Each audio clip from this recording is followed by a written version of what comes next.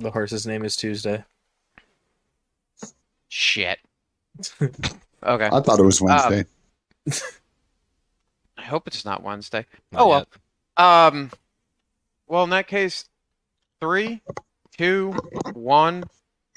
We are live. Hey, welcome back to the Blue Collar Off-Road Podcast, episode 82. I'm here with... Oh, I don't usually introduce all of us anymore, but I guess we'll start. I'm Graham. We're here with Luke, Richie, Cody, the normal cast, and then we've got two guys who we've had on before back because they had a pretty interesting trip out at SMORR. We got Nick Jonard and Curtis Behrens, everyone's favorite, back on to sort of talk about that, and I guess we'll see what the hell else we come up with, but... I also went to AOP, so that's almost... Yeah. I forgot about that. I mean, I don't know. You already went to AOP. Now you went again and did things. So, I don't know. I feel like that was forever ago, but it wasn't. It was like a week ago. I know. Well, let's let Curtis and Nick talk about that trip because, well, your trip was cool. You didn't roll your shit, and yeah, Somebody rolled their shit. What? Ooh, somebody rolled their shit. That's an exciting story. Do you not even pay attention, Cody? Possibly. I literally smoke crack and flick my boogers everywhere. That's all I do. That's what you want from me. Like, goddamn. Okay. Well, yeah, I don't know. Curtis or Nick, I guess give us some background on this trip, too. Is this something you do every year, or is it a... It's going to become a new yearly thing. It probably is. Yeah, last year was the first time I went down to SMORR for this Memorial Day weekend. And Curtis and I went down last year. Yeah, I do we're remember probably before. Yeah, that was less eventful of a trip. This year's trip was a hell of a lot better than last year's, 100%. This was a really good trip. We had a solid group. I was just saying, everyone was rowdy all the time. Oh yeah, yep. Yeah, it was good. We had people from all over. I mean, I'm from Illinois. Curtis from Michigan. We had our buddy Justin from Texas, Luke from Kentucky, the Reed brothers.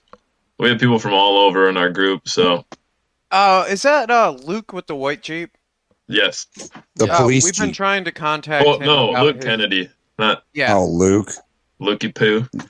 we've been trying to Lukey poo contact poo. him about his extended warranty and possibly a podcast slot. That was such a bad joke. That was cringy as hell. No, I kind of liked it, though. You knew what you were going So for. why don't we just get started as to how the first 30 minutes of the trip went?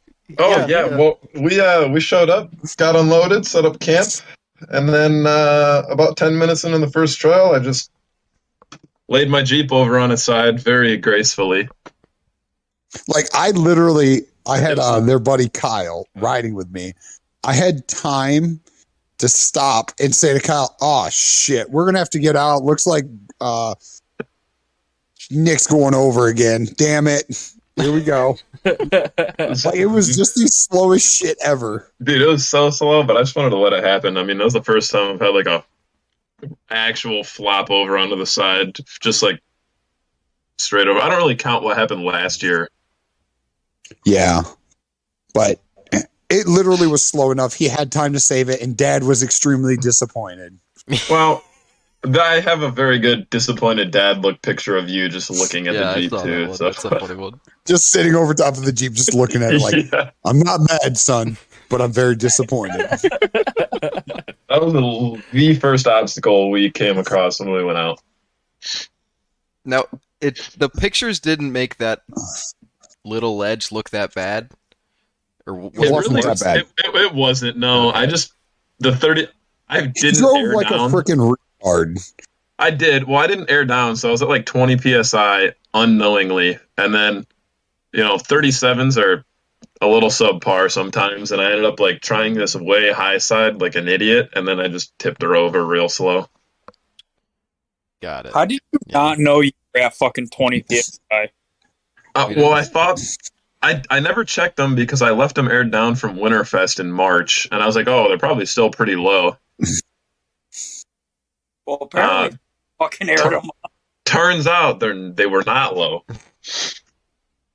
So, but that was good. I mean, Curtis pulled me back over pretty quick. Thing fired right up. Didn't even smoke or anything. Yeah, he doesn't get oil in cylinder 6 like I do. Weird. He's It sounds got like good you have rings. good rings. Yeah. It's only got 100. It's only got 193,000 miles on it too. So Yeah, versus my 280 or probably close to 300 now. yeah. Good God. Does your cluster this- even work? Huh? Does your cluster even work? Remember, I have that fancy ass cluster. So no. Yeah, he's got the hot boy cluster. I got that fuckboy cluster. We got all of those auto meter They're so gauges and gaudy. I shit. hate those things. I don't know. Oh, they're so nice though. Dude, I can that see thing's the numbers, and that makes me happy. You don't want to Yeah. see your numbers. The last thing you need to see is your numbers. yeah. Tell me Because about they're it. always Last they're always time- fucking scary. Yeah, last year when we ones are went the down. only ones that are scary. No, they're not, Curtis. Last year when we went down there, the only thing you were looking at was that trans temp gauge. And you were like, "Oh, what are you at?" And I was like, "I don't know, dude. I don't have a gauge. I'm not worried about it." One of the Hey, it's biggest fine. parts of the This- manual. This may have been the first year that I did not have to have everyone stop constantly for me overheating.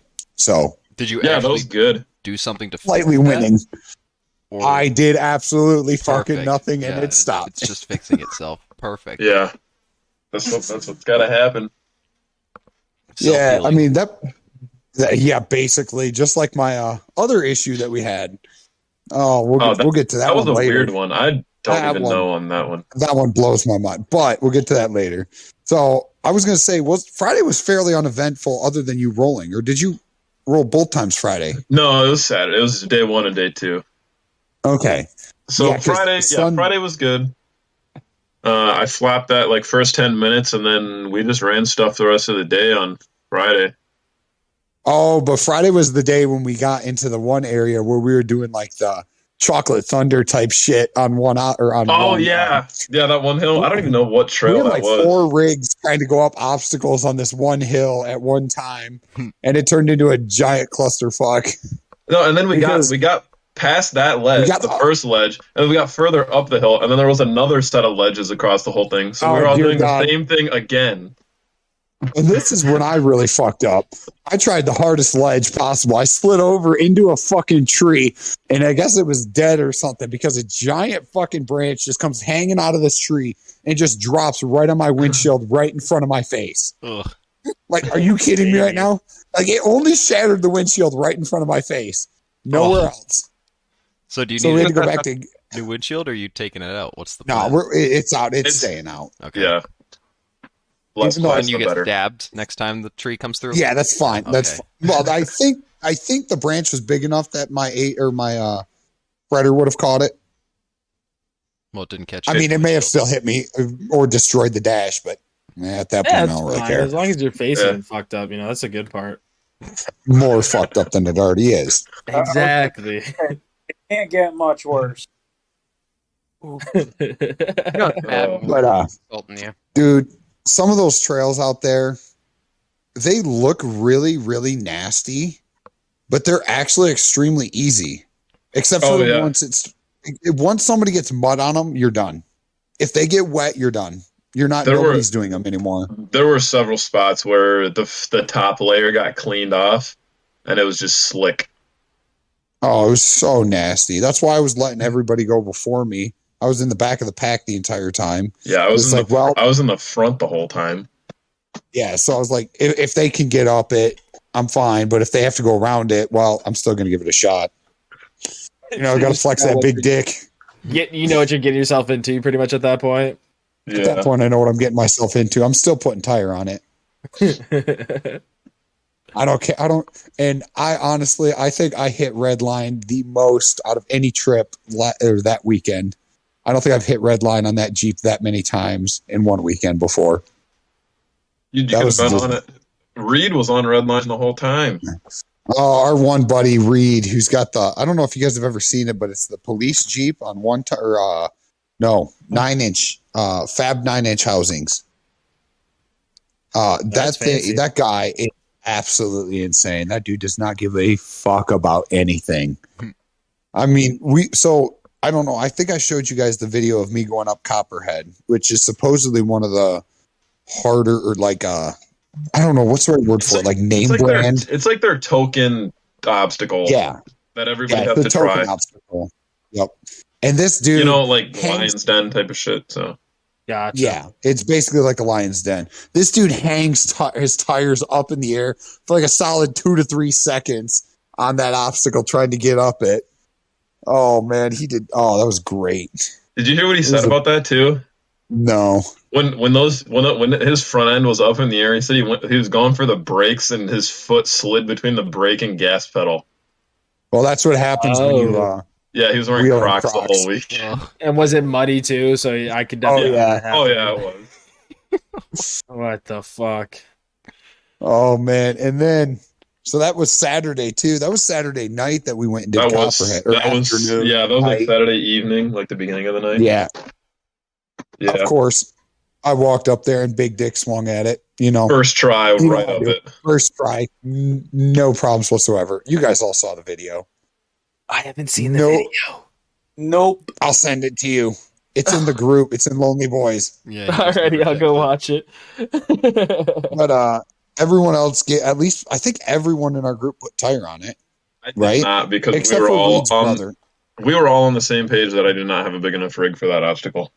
Oh yeah, and once you get up past that, there is no fucking way a single one of those rigs was getting out of there.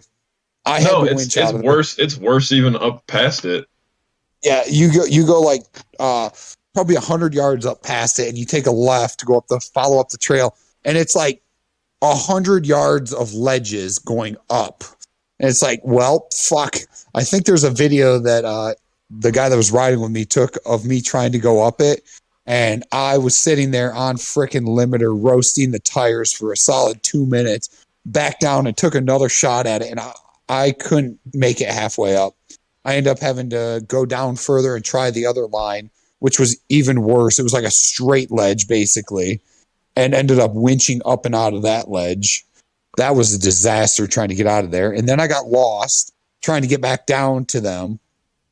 And then I found them as they were going up another trail. So I did like some rock bouncer type shit, and I just freaking hammered on it all the way up the trail to catch up to them. And the one guy, what was it? Gauge, like spike out at 260 degrees. No, or is that just the Harlan? Seriously, it didn't. Like, I think my engine temp was at like 230 when I got to the top. Okay, that's not bad. No, that's not bad. No, it's bad. That's not that Stop bad. it. It's not that bad that's considering totally how hard fine. I was hammering on that. Considering how hard I was hammering on that thing to get up there, it's not. It wasn't. You're right. It's over. not quite boiling over, but you're basically there. That's what water is meant to do. It's meant to boil over. Okay, it's fine. 30 degrees is 30 degrees, bro. Yeah, exactly. But that actually, I just watched that video. That's a really cool video, and I'm proud of you for one-shotting that. Yeah, I'll never be able to do that. What happened with your transfer case that you had to kind of stop there? Actually, my dumbass forgot to. I got my air locker working right before the trip. I figured out there was a bad connection somewhere. Got that fixed, and I forgot to turn it off. I forgot to take the air away from it so it locks up because it's the comp locker, so it requires air to unlock. I forgot to take air away from it, so I didn't have my front locked. Which obviously you can see how much having a front locker helps in that video. Like that makes it like. I didn't even have to struggle. Like I was struggling to get up that with the locker active or unactivated with it unlocked. I was struggling to get up it, locked it up, and it just like right up it.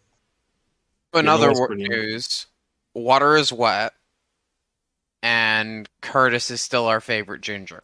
And the boiling point of 50-50 coolant is 226 degrees Fahrenheit. So you're cool. Good pressure. I don't run 50-50. That's why I don't use 50-50. What do you use? 100% antifreeze? We're talking like 75% antifreeze, and then a bunch of that Max Cool stuff. You can't get 75%. Oh no, I guess a little bit of Coors in there too. A little bit of. We won't talk about that. I needed coolant because my reservoir was empty. So I wonder why. Maybe because it was boiling over. Oh yeah, dude, came in. That's the yeah. No, it's because we kept getting off camber, and it drains out if I get off camber, like really far off camber. I'm sure. But Oh man! And then we come around to freaking Sunday. Or wait, what happened on this Saturday night? Wheeling was not eventful at all. No, well, Saturday during the day was because we were just running stuff. We ended up on Yellow Jacket, which realistically is not a hard trail, but I'm just a terrible driver. Join the club. Yeah, dude, I was all over the hard line for this hill, just because it was just sliding everywhere. And then I went to back down at a pretty good angle, dropped my back tire off a little bit of a ledge, and it just sent me over. So I did 3/4 over. Yeah, that was interesting. I was sitting in the Jeep. I'm like, oh, Nick's just going to back down and go up the easy line. He backs down. I'm like, oh, shit, he just rolled. We got to get out. And this was like right as one of our buddies' girlfriends was about to start videoing this. Yeah. She catches him like, yeah. Luke had just stopped recording right before that. So nobody got a video of this. It was very rare that the entertaining shit actually gets captured. Except when it's me. Yeah. They got the world's slowest flop ever on video. Yeah, that one, yeah. But that's not a cool video. Yeah, this one would have been a really good video because it looked, from where I was at, I was like, oh shit, that's not good. It looked extremely violent. And I was just talking to the guy that was riding with me about how if he rolls and he goes like end over on this or starts flopping down the side, there's like a 60-foot cliff right at the edge of this. Yeah, and there's I tapped the tree. I tapped the tree that was there to catch me. Otherwise, it probably would have looked like that one video that Yoda and Harlan. Oh yeah. It would have been about that bad. I would have kept going. I need to know. There's a video of a Yoda truggy going down trail 26, and he drops off funny, and he tips over the front end, rolls over once, taps a tree, it spins the rig around, and then he keeps going down the hill. Oh, and he rolled 6 times. Yeah, it would not have been a good situation if he had not caught that tree. Conveniently, though, I did. Yes. Harlan's one of those properties where fucking... That was at Windrock, I think. Did I say Harlan? I meant Windrock. Yeah, it was Windrock. Yep. It was Windrock. Because Harlan doesn't have numbered trails. No, sorry. It was Windrock. And I thought you were talking about falling off of one of the cliffs at Harlan. That's no, bad. falling off one of the cliffs like Brandon almost did would be really bad. Yeah. No, this would have been like that, though. Luckily, I tapped this tree. Didn't get the full land back onto the wheels, but I did not want to in this case because that would have been me continuing to roll. And oh man, it was the worst recovery ever. So oh yeah, the way he landed, the top of his Jeep was facing all of us. So somebody had to try to get up and around him to get to the other side to him to pull him back over, unless we were going to go back onto the roof and then back over, which was not a good idea to do. No. And yeah, because I would have been going 3/4 of the way back over. Yeah, so we sent Luke that was with us with the white Cherokee. We sent him around the front of my Jeep, and I have a video. He gave my hood a very nice love tap going around me. Very lovely love tap and a nice giant dent in the hood too. Yeah. Because his rear tire just caught right on that, and I think it was. Well, he slid. He slid off of the rock that he was on because of his sweet Patagonias, and slid right into my hood. Oh man, we gave that guy so much shit for those things all weekend long. Part of why I wanted to have him on because the theme of last episode when we were talking. Here, I'm gonna send. I just sent this video to the. I don't know who's logged into the Instagram, but I'm just sending it on that. Little love tap video. I can send it in the Discord if you want. No, that would be kind of cool. Let me get it. Open up. Hold up. Yeah, I got a new phone, so I can't get into the Insta yet. We haven't. Do you want this in the? Here, I'm gonna send it in the BCO podcast one. Yeah. Why would we have him on anyways? We already know the outcome of the story. It's just I drove up to the rock, I spun, I didn't make it, and I backed back down. Why do we need him on? Humor. Oh, he was beating the crap out of that thing the whole weekend. great story from Sunday coming up here soon. Oh yeah. But we got him around, love tapped my hood. We had to drag the front end of my Jeep like around to straighten me out on the hill so we weren't tipping me back over into the tree that saved me. Oh, that was disastrous. That was probably one of the worst flop recoveries I've ever had to do. And then we got me righted back over. The thing did not want to run. You know, pulled the plugs, cleaned them out, did not want to run still. So we got this fucking thing was spraying oil out the exhaust right onto his shackle. Like his shackles were coated in fucking oil. There was literally just like straight oil spraying out of the exhaust at this point. Yeah, well, my intake filled with oil. So that was good. We ended up dragging me like halfway up the hill, and after that point, I'd been sitting for a while, and I was like, I'm gonna try and start this thing. So I started it. It sounded like I had a two-step on this thing, but it was running. So I like slammed it back into four-wheel drive. We cleared the trail, and I just blasted all the way back to camp, like leaving a smoke signal the entire way. Yeah, that was the only way I knew how to get back to camp was that freaking smoke signal. Because they just took off. I'm like, I have no clue where the fuck I'm going right now. But Kyle's just like, hey, just follow the smoke. You'll be fine. So I have to ask a stupid question. How big is SMORR? It's like 1,000 acres. 960, I believe. Yeah, it's just under 1,000 acres, and they have trails for days. Like, there's no way. We kept running the same trail or a fair amount of the same trails because they were a little bit more difficult. And some we'd run during the day and we're like, oh, we want to hit this at night. This would look really freaking cool at night to do. We did do several trails during the night that we didn't touch during the day also. Yeah, like that number 5 that we decided Yeah, that number 5 that we dropped down on that's another story for later. But yeah, we got her straightened out. We got back to camp. I think everybody wanted to eat food too. Yeah, Nick worked on his Jeep. Yeah, I went and got new plugs, cleaned everything up, got it running pretty well again. And then we were ready to go back out. I don't think anything impressive happened Saturday night. Saturday night? No, we were just running stuff. Friday night was when we did that sketchy downhill with Tyler. No, Tyler wasn't there Friday. It would have been Saturday. Was it Saturday night? Was that Saturday night then? Saturday night. When we did that downhill and you shut off? Oh, no, that was Friday night. So Friday night, this is on like a number 5 trail, which is like, I would say probably pretty close to red or black, probably a black. And we have to go down this hill and make a sharp 90-degree turn. I go to start going down this hill and I must have not had enough fuel in the Jeep. And as soon as I started going down, Jeep shut off instantly. And I turned to the guy and said, well, fuck, here we go. And we go down this hill, and thankfully there was an embankment going back up when you get to the bottom of the hill. Dude, we just slammed right into that freaking embankment and just stopped dead right there. I was like, brake not work? No, it was a slick hill. Jeep, it was a muddy downhill. Muddy downhill. Well, left side. Wait, he doesn't have any steering when he's off because it's full hydro. I don't have any steering if it's off, unless I can hit the key and run the ignition. Yeah. And like use the starter to pump it. Your left side when you're sliding down this hill, once you get to like where the bottom of the hill is, there was a drop off because there was a ledge there.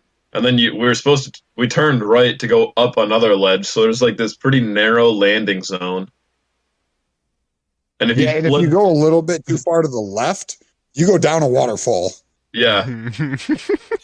It's like one of the, hey, Graham, we'll just put it this way. It was kind of like your situation. Yeah. As soon as you were like, oh, I was slick. I was like, oh, yes, I understand. Yeah, dude, you hit the... I know what this is like. Yeah, you hit the brakes and the rear kind of starts to kick over that way, and you're like, oh, this is not good.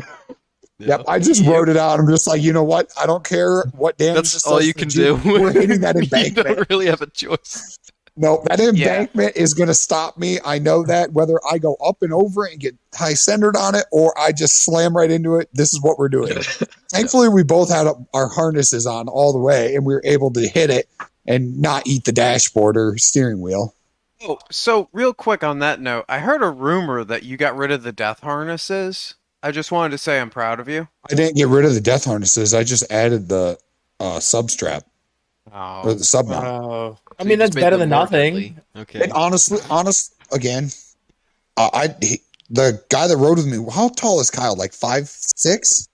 Probably like 5'6" or 5'7". He's really short. He did not complain at all about my harnesses. Granted, we did go in and we did adjust them.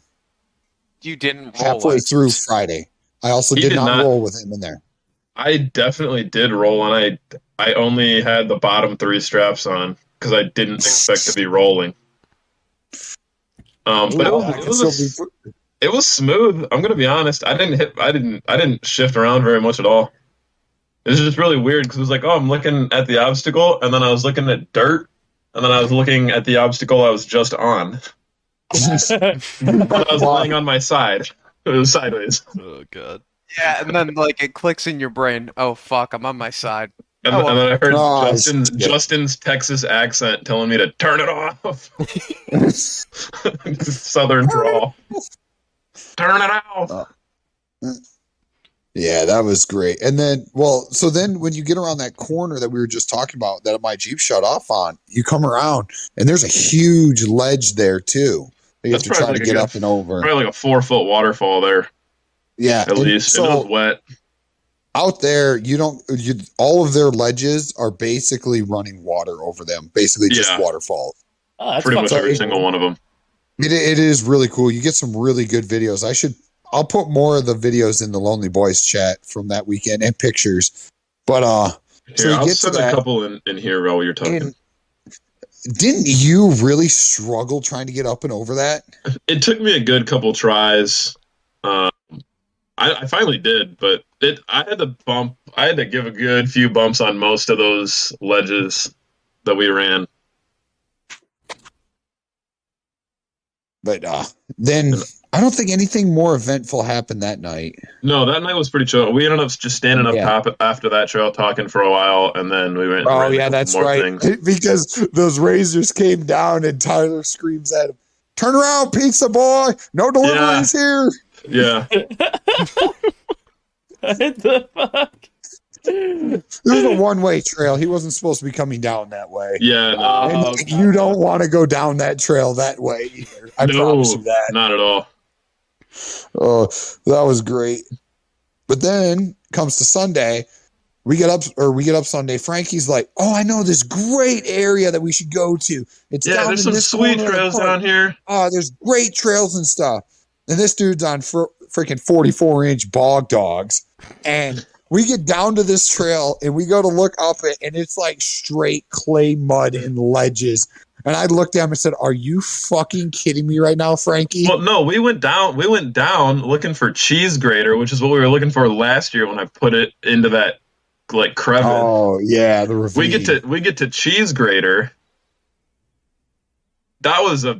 We backed out of that trail. Yeah, we had to back out. There was no way. Gnarly, like 4-foot tall undercut running on the right side, and then the left side had like a little 2-foot undercut, and then it like nosed together. And I was the skinniest rig there, and I could not fit in between them. Yeah, there's no way. So you basically have to be up on the high side, and you're probably at least like 45-degree angle sitting up on the high side. So you're just while the rest of the side is on the higher undercut ledge. It's a super messed up trail. And there was no way a single one of our rigs was going to get through there. You basically have to go through in a razor. Yeah, it's skinny enough that a razor could have just right up in the middle of it. But anything other than that, you're just getting massive body damage or hung up really bad. Yeah, so after that, we went to the nasty muddy trail. Yeah. And I'm going to call it the there were 2 hill climbs there. The smaller rigs kind of went off on their own, and what was it? Frankie the Reed brothers and I went and did our own thing, and we ended up down there. These guys had all gone left, and so Frankie and the rest of our group decided we're just going to go right. So we started going right. I tried the right side first, and I did not make it very far. No, there was one ledge that there was no way you were getting up it with unless you had a bouncer and you were hitting that thing at like 20 miles an hour and just absolutely hammering on it as soon as you hit that ledge. We go to go up it. Frankie tries it. Frankie winches, digs the motherfucker way the fuck out with his boggers, of course, right? And so we're all winching. Man. I know those some bitches were throwing some shit. Let me tell you that. I go to try it, and this was after I had lost the windshield already. And we're doing it, and I get to the ledge, and I start like trying to work it around, and I just get smacked in the face with a giant clump of mud from one of my tires. I'm like, you know what? Fuck it, I'm pulling cable. I don't give a shit. Fuck this, because it like ended up like all in my beard and everything, and it was like nasty mud, clay. Just like, I'm not fucking trying this anymore. We're just gonna winch up the hill. So I freaking winch probably another. It had to have been another 100 feet or more up this hill. We pulled up. We had to pull everybody up the left side of that hill too, because it was just slick clay. I even tried the right side. I couldn't get up over the first ledge. So I'm like, if I can get over that first ledge, it doesn't look that bad after that. And I couldn't even get up. Bad. Yeah. Yep. And the right side was the same way. Like I figured after I got up over that first ledge, I was like, oh man, I should be good. Just hammer on it. Just make it up. So we wound the cable up. We didn't winch all the way in because I knew I was going to have to turn around and help winch one of the other guys up because his winch wasn't working. So we left the cable unwound and I tried hammering up the hill and I'm like, what the fuck? I cannot get up this damn hill. Had to get out, unwound the cable, winch the rest of the way back up the hill. And I get turned around and everything. And my Jeep's running fine at this point, like perfectly fine. Not overheating, nothing. And so I winch everyone up the hill and backed my Jeep up, turned it off, let it cool down a little bit because it was 210, 220, not way out of the range. Graham. Out of habit. It's also like it's just a habit. It was like 80 degrees outside already at that point. So I got done. I let the Jeep sit. I go to start it up, and the fucking thing is missing. Like it's like dead on a cylinder basically at that point. I'm like, okay, whatever. Maybe it's just hot fuel boil. No big deal. It'll clear itself out. So we drive back to camp at this point, we drove back to camp, I think, to meet, or we drove back out to like the playground area to meet up with everybody else. And I'm like, we ended up going back to camp too. It was back to camp. We ate lunch. Camp. We ate lunch. At that point. I'm like, maybe the thing's just hot. It should be running fine. We'll see what it does after lunch. Go to leave after lunch. It's still missing. Run a couple of trails. And this is when things got fucking weird with Luke Kennedy. So we go back out. We're running some trails. He drops down into this ledge and he's like basically almost tipped over. And I'm sitting there with Kyle. I'm like, damn, you know how badly I want to just drive into the back of that Jeep right now and just push it the rest of the way over? I got like really close to it, like pretending like I was going to do it. And this dude just hammers the thing in reverse and just drives backwards right into my Jeep. I'm like, no, he drove me right now. He drove up a tree and then it slid off the tree and landed on Curtis's front bumper. Yeah, it landed on top of it. Up and down into the bumper. I was like, Luke, I was trying to tell him to stop. Like I was right there trying to turn the Jeep on so I could back up a little bit. It just smashes right in. It was like, God damn it, you asshole. I should have just driven right into the back of you and tipped you right over. But then we kept going up this ledge and stuff. And no, that was a good trail because that was puppy liquor. Yeah. That was a really good trail that we ran. It was a decent ledge to get up at, and my Jeep's running like shit. Like I literally had to use double low because it would not make enough power in a 2.7 2-to-1 to get up anything or to even spin the tires at that point. Oh wow! And I think it was like you need to just accept that a manual is in your future. Because with 2.7, what would a manual? 2.7 with an auto and 42s just doesn't. Curtis, he's just giving you that. He's giving you a different low option for the high low.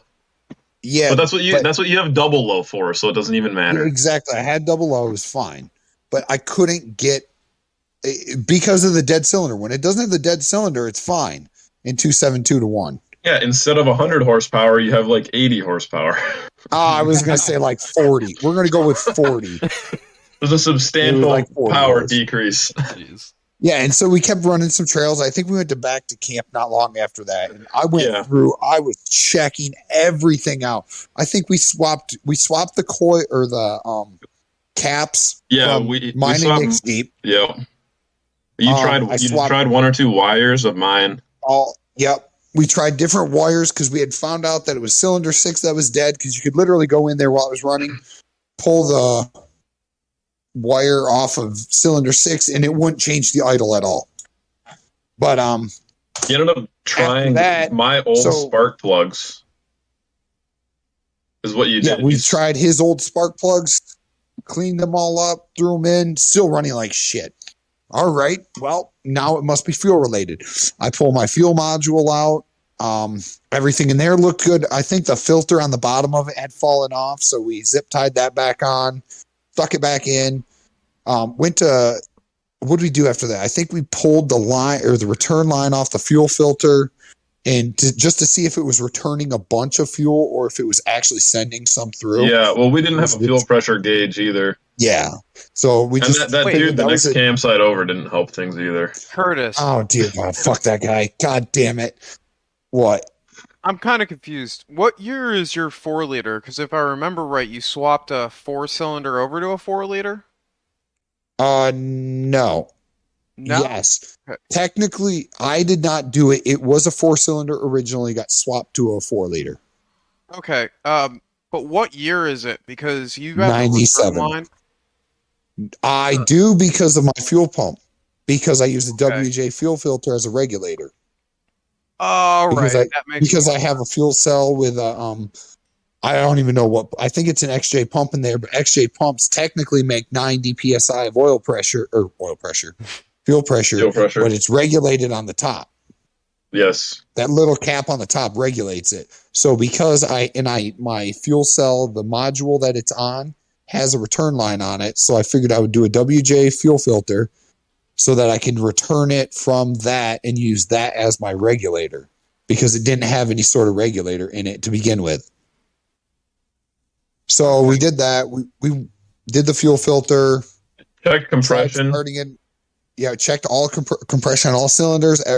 Cylinder 6, since we had known that it was cylinder 6. Everything was fine. Every single thing that we could go through was fine, except for the injector. We go in there, we pull the plug off injector 6. Nick had his code reader hooked up to it. As soon as we pulled that plug off, it threw a code for a circuit fault on injector 6. Yeah. So we're like, okay, cool. We know that we have, or all my injectors somebody didn't fuck with my injector plugs and swap them. And Nick gets this brilliant idea. Well, why don't you swap injector 6 plug with injector 5? Okay. So we do that. And I started up, and son of a bitch, the Jeep is running like a fucking top at this point. Like, who would have thought that swapping those 2 plugs would totally fix my issue? Only me, because I've had that problem before, except it was like, I think it was cylinder 1 and 2 or something like that. Yeah, like I had 2 of them flopped for whatever reason, flopped them back. But the computer tells us that we didn't have them flopped in the first place. Yeah, because I don't know. Code for cylinders. So technically, right now, when injector 5 fires, it's firing injector 6, and when injector 6 fires, it's firing injector 5. And they're not one after another or anything in this. I think there's only one. There's only one in between. Yeah.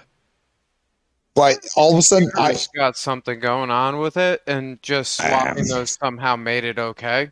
I don't know. I was like, as soon as I heard the idle, I tried loading it up in single low because that was the way we were testing it, not driving around. Just foot brake it, put it in first gear, and load it up. As if when it was running like shit, as soon as you'd load it up, you'd notice it missing. After that, I didn't notice it loading up. Took it, went out for a quick rip into the playground or the entrance, and that thing has never ran that good since I've had it on tons. Since I started it again after it was on tons, it has never ran that good again. Huh. So did it run cooler after that? It actually did run cooler after that, which was, I kind of said that to Nick. I was like, sense. I wonder if this thing's going to suddenly run cooler now. And it did all night long. And Sunday night was the interesting night. That's when all of the fun shit happened. Well, that was after he got that fixed. I was like, well, if he doesn't get fixed, I'll just stay here because my Jeep I had been having some vapor lock problems after I rolled and everything. And ended up just unplugging my upstream O2 sensor. I don't have a downstream. Unplugged the upstream. Things started running way better. Oh, sorry. Go ahead. What were you saying? Sorry. Oh, I was going to say, we'll talk about this later, but I was at AOP and I ended up popping my hood and I had some really bad running issues. I hit the Schrader valve on my fuel rail and it just pissed like hot fuel vapor out of it. I started it back up and it ran cooler after that for some reason. I did that. I did that several times when we were at camp. I poured water on my fuel rail to cool it down, and the thing was not having a good time. My upstream O2 sensor definitely coated in oil. So yeah, That's I unplugged great. both of my O2 sensors at one point too, just thinking, Yeah. oh, hey, maybe this will fix the issue. It was a quick, easy thing to check on the trail. yeah, I did that. Thing was running better, and then we got Curtis up and running again. Because I was like, well, I'll just stick around here if he can't go back out. Because we didn't have enough seats for 2 rigs to be down and have everybody still go out. And he got his back together. We're like, all right, well, let's go out. And we went out. I think as soon as I got back from my little test run, I don't even think I got out of the Jeep, and everybody was in their Jeeps ready to go. Yeah. Back, I was like, all right, this is sweet. Yeah, you were like, oh, you're going back out too? And I was like, hell yeah, dude. You're running now, so I'm going too. And we went out, and I was looking for some stuff we hadn't done yet. I took us into this like pretty far back corner, to be honest. And there was a rock garden that I would kind of compare to Rock Creek, but not as long. Not as like Rocky Road at SMORR. Yeah, it doesn't. It's a number 5 trail, which like I said, I would kind of compare it to Rock Creek, but a lot bigger rocks, bigger, more like boulder-sized rocks rather than what Rock Creek has. I think, did those pictures go through? One of the pictures, if they went through, one of the pictures I just sent in the. Oh, they didn't go through. Never mind. But so we went and ran that because we ran that during the day. Really good trail. It's just a nice technical, like, crawling trail. I don't know what the fuck he's talking about. I did most of the trail in front wheel drive just to be a showboat. Oh well, God. Listen, not all of us can have stickies. Charity tires? Yeah. Charity tires. Not everybody can win the raffle. No. The waffle. It's a waffle, bro. The waffle tires. Waffle. If this picture goes through, there'll be a picture here for you guys to see. That. Yeah, it's a pretty nasty. Like, there's large rocks and there's large gaps in between.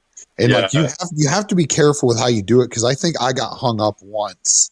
Well, Frankie got really hung up during the day. Justin did the same thing Frankie did during the day, because you get up to this like wider spot on the trail. There's this massive rock in the center. When the hell did we do that during the day? I don't know. We did it. That was when Frankie got stuck. Because Frankie got his slider wedged underneath that rock. Oh. This picture, right. Once it goes through, you were on the line that Frankie were, but the boggers were not hooking up on rocks very well over the weekend. No, the bog dogs and rocks don't mix well. No. Those are hill killers, and that's about it. Yeah. But we went up this trail. We get to the top. We had to take a little bit of a bypass because there was a group of built scramblers up there. The one dude was having a fuel problem. Which really sucks, because the fuel pump I was going to throw like in line in my stuff was that pump. Was the pump that the guy needed. And I had just taken it out of my Jeep and set it on the back of my trailer right before we took off instead of leaving it in there. Ugh. But we skirted around them, though. Got everybody up and around them. They ended up getting that figured out, I think. I think they had that figured out before we left. I think so. Because we had been doing the party. We had the party mode. Yeah, we did. Here's the picture here. It's in the group now. It's in the chat. That's actually a sick picture too. It is. Curtis was on the harder line. I took the easier line because the 37s were not going to grab on that hard line. And that was the one that I wanted to just sit there and do a front dig burnout on top of the rock, and it ended up just pulling me up and over it. I was like, well, fuck, can't have fun here. We got up to do the bypass of that thing to go around the guy with the scrambler, and there's like a pretty big rock next to that guy, and I was like, well, I'll just give it a try. Like, front end came up and over it. I came down on my slider and like pivoted around a little bit, and then just kept going up and over it. And the dude was like, damn, dude, that was pretty good. And I was like, yeah, you're telling me. I didn't think these were going to hook up that well. But then after that trail, so we had the whole scrambler issue. We had turned party because my rock lights. There's this what the hell is it called? Basically, it has a module for it. Yeah, it's got a module that you can turn on strobe mode, and I can have it hooked up to the Bluetooth on my phone, so it can play and do strobes like with the music that I'm playing too. We had a little party over there. Yeah, it sounds perfect for you. Super gay. Super gay. It was great. It was good. Super gay, like uber gay. I mean, we had to take part in Pride Month, guys. We had to take part in Pride Month. Yeah, you have to. We were all standing on top of our rigs dancing I don't even remember what song it was. Probably Party in the USA or something. I was going to say, it better be Party in the USA. I'm pretty sure it was. Party in the USA. That was a very, very prevalent song over the weekend. That and 22 by Taylor Swift. 22 was also, those are like his staple songs. He just has them in his playlist on repeat. Just wait until the 4th of July comes up and Courtesy of the Red, White, and Blue is just on repeat the whole time. Tell me something more American than Toby Keith. I'll wait. Yeah. But we cleared out of that trail, ran up a fairly easy top half of that. And then we were just doing some trail riding around. I was looking for this trail. It's supposed to be number 5. It's called Cheap Trick. Okay, Cheap this Trick. dumbass. You're good. Keep going. This dumbass. I swear to God. Last year we took a 5 down a hill. And we had about a 4 foot. We had about a 4 foot drop off at the bottom of it. And I told him, I was like, you know what? The one thing we should do is make sure we do not run any number 5s or 6s downhill. Last night, this dude drops us down into a number 5. As soon as we turned onto that, I looked at Kyle and I was like, this guy's a dumbass. We're all going to be out here for like 2 hours now because of this. Dude, that was a sick trail to drop down, though. You can't even lie. It was pretty great, actually. So it was called Cheap Trick. It was this like number 5, and it was like to the top end of a number 5. Probably could have been a 6, maybe. Yeah, going up it would probably be a 6. So there was this half of the trail. The top of the trail had a little bit of a split to it. In the middle of the split, there's a burnt up Comanche, like what's left of a burnt up Comanche, at the top of this trail. Oh, did I lose my audio here? No, we can hear you. Good. Oh, okay. Everybody's quiet. Yeah, we're listening. Happened last time. I was like, shit. Yeah. So there's this burnt up Comanche up there. There's like no bed, no rear axle. The thing's crushed in. It's all rusty. There's like a little 4-banger in it with a melted intake manifold. Like there was nothing left. So like the thing was on fire, like real good. And to the side of that, there was a full tree that had fallen down over like the easier side of the trail, I would say. So I had to do a little bit of work with the 37s to get through the harder side. And you drop out of that, kind of curve around, drop down some more rocks. And then there's this sharper right hand drop down off of this probably like 3 foot undercut ledge to a bunch of more big rocks. We get everybody through that. Luke loses his coil spring again for the second time in the weekend. Front? Front coil spring. Right, so. Yeah, he doesn't have limit straps in the front. We've all tried to give him or coil retainers like a normal human. Yeah. So he loses that, and we're like, we're trying to back him up to get him to flex out right to get it in. We're like, dude, all right, just keep moving. We're going to get you down the trail. We'll get to a spot where you can kind of flex it out. Well, we got to a spot where it was kind of close, and then we get me, Curtis. Yeah, there were like 4 of us. Matt, I think Frankie might have come down. We get 4 of us. Yeah. Luke climbs on top of the Jeep and like hangs over the passenger side. The 4 of us push the body up and over. And then our buddy Kyle is up in the front and he like slams this coil spring back in. Oh my God. What? Oh, he slammed that thing back in and we're just like, wow, I cannot believe that worked. And this this right before that. So where he's talking about where you come up and over the rocks and there's a tree just to the left. I smashed my driver's rear door on it, and I don't know why. All of a sudden, it just flings open, and it's just stuck open. I tried smashing that thing against rocks on purpose. I tried smashing it against 2 trees. Fucking thing wouldn't shut. So we get stopped and waiting for other people to come down the rest of the trail, and freaking Matt is like, oh, I'll slam the door shut, and grabs it and yanks it as hard as you can. And I'm standing behind him, and this dude just rails me in the chest with his shoulder or with his elbow and like freaking knocks me out. Like I'm sitting there like coughing, trying to catch my breath at this point. I'm like, dude, what in the fuck? And we could not get this damn door to shut. Like I don't know what you would call that. Would that technically be a C-pillar right behind the door? Yeah, the C-pillar right there. We tried to basically bend every time you would shut it, the C-pillar would just like crush in a little bit more. Yeah. It was like just bouncing off. We bent the latch on the body down a little bit with the pry bar.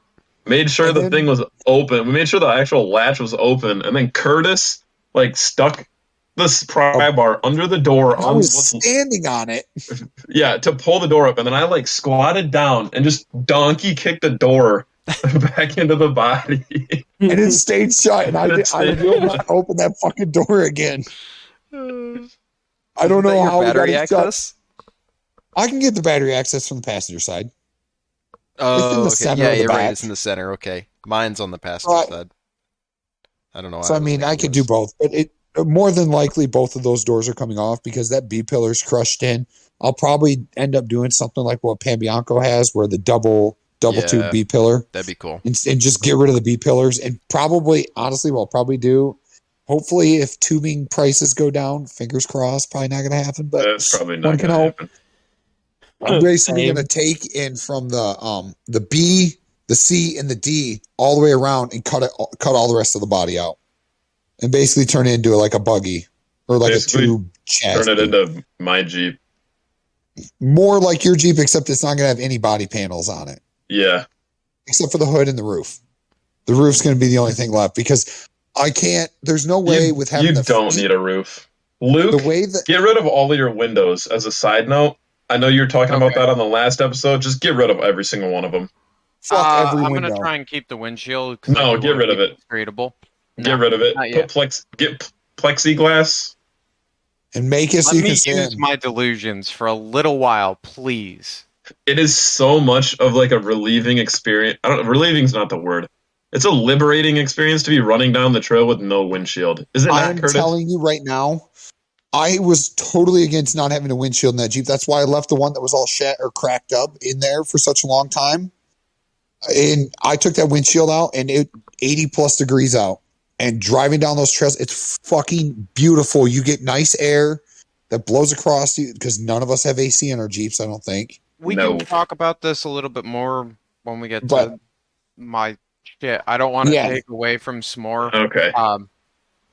Because I've been just sitting here. I don't really have a lot to add because it's just cool to hear the story. Like, dude, we can get back into it. Hey, just wait. The best part of Sunday night's still coming up. Which part? Luke, rental Jeep, Luke. Oh, okay, yeah. We'll get to that here. Oh, we get down this trail and out. No, there's a pretty good drop at the end of this trail. That was a tall drop. That was the tall drop we dropped down that entire weekend. It was probably about 5 foot drop. Yeah, it was a solid drop. We dropped down that.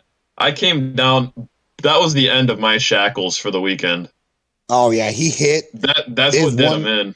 His one shackle, you could literally see every time his Jeep would bounce riding down the trail. The shackle itself was twisting. The bottom part of the shackle where the eye or where the leaf eye was actually twisting, not the actual shackle itself moving.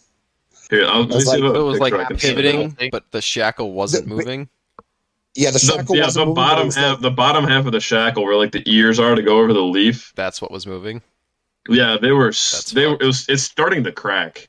The metal's starting to crack. Yeah, it was. Those are cheap to replace. Yeah, they were cheap. They were rough country ones that I got for free, so I'm not even mad. I got like 3 years out of them. And then we get separated from the rest of the group, and freaking Luke all of a sudden realizes that his Heim is literally pulling out of his track bar. Of his track bar. So it's like, well, shit, you guys are done. So we went to, what the hell is that called? It was double whammy. Yeah, double whammy. And I had told Luke and Kyle earlier in the weekend, I'm like, you know what? If it comes to Sunday night, everything's going well, I'll let you guys both drive. So we get to double whammy. I think we did Larry's Hill first. I did some stuff on Larry's Hill. I think you did do, yeah. We went over there and I was hammering on Larry's Hill for a little while because I was bored. And then I think while I was hammering on Larry's Hill, everybody realized that all of their stuff was screwed up. That was when Luke pointed out how bad because my shackles had been bent a little bit earlier in the weekend, and he pointed out how bad they got at that point, and I was like, ooh, I should not be messing around on Larry's right now. Yeah, and we're sitting me and Kyle are sitting at the top of Larry's like, why aren't these guys coming up here? And I finally decide to hit the bypass and head back down. And I get down there and they're like, oh yeah, our stuff's all screwed up. We're not doing anything more for the weekend. Well, it would have been a good time trying to get me out of there if that shackle deleted itself. Oh, the rear one you don't need. You don't need the rear one. I told Kyle we have that figured out. We would have had it figured out. It would have been fun. I was just going to keep driving is what I was going to do. You know what we would have done? Throw my winch line over the top of the bumper, hook it to your hitch, and pick your back end of your Jeep up. Pull the weight off. You don't even need to. If that hanger goes, right, unless you're dropping out, you're going to have issue. If it doesn't, it'll just rest on whatever the fuck's above it if you've got sheet metal. Yeah, it's just a shackle box. Here, this picture's coming through in a second. I have a picture of it. Thing's smoked. Yeah. And so Curtis was messing around. We go to double whammy, and I'm like, you know what, Kyle, you get in the driver's seat. I go to get in the passenger seat. This dude's like 5'4", and I'm like, I'm trying to get in. I'm like, what in the fuck? God, fuck! It was like when I let Cody drive my Jeep. It was worse than that. Trying to readjust those straps. It was worse. That was fucked. Wow. What about me? And when I went up, I don't think I put my harnesses on until the next time I went wheeling. Gotcha. Okay. I think I literally got in the Jeep at Harlan. I'm like, who in the fuck sat in the glass? And you're like, I think it was me. I was like, oh yeah, that's right. The last person to drive your Jeep before it went to Harlan was me. That's funny. The last person to strap in. Yeah. And put the harnesses in. At Harlan, that was you? Okay. Because I rode with him for a day. At Roush this year, we got to swap rigs for a trailer too. That's going to be entertaining. Dude, I've been talking about doing that with so many people for so long, and it never happens. Hey, I know it won't happen because he can't drive manual. No, you'll watch me. I will destroy your fucking clutch and not give a shit about it. If you can fit in mine, you can drive it. Okay, I let Graham drive my Jeep. I've let a lot of people drive my Jeep. My Jeep is basically the whore. It's the rental rig. It really Anyone can drive it. Yep. So I go. Oh, sorry. I let Kyle drive it. We go up double whammy, which is a pretty gnarly trail to go up and around. And we come back down Iron Horse and get back over to double whammy. And I'm like, hey, Luke, get over here. You're driving now. And Luke's like, I'm going to take a different line. I'm like, oh, fuck. What did I get myself into? He's going to break my fucking rig. And he finally gets up the line, and we're going up around, and we get to the top of Iron Horse. And when we made the corner, the Jeep shut off, which isn't unnormal for it to just randomly shut off if it gets jostled around because the key is loose, and like you can hit the key with like your knee and turn it off, which I've done many times. I need to do a keyless ignition on it. I know, don't tell me. But we get to Iron Horse, it shuts off. Go to start it up, starts right back up. Start going down the first little hill of Iron Horse, and Jeep shuts off again. I'm like, that's not good. Sit there, crank, not wanting to start. Go in the back, tap the fuel cell. Motherfucker. That fuel cell was like bone dry. So this was at like 11:30.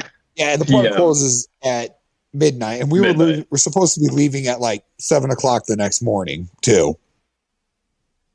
So we walked all the way down this trail, which is probably about a good 10-minute walk down. Oh yeah, there's a pretty good gap in between the two trails. And then back to double whammy is probably another 10 minutes or so. So we're 20 minutes in. It's like 11:40 at this time.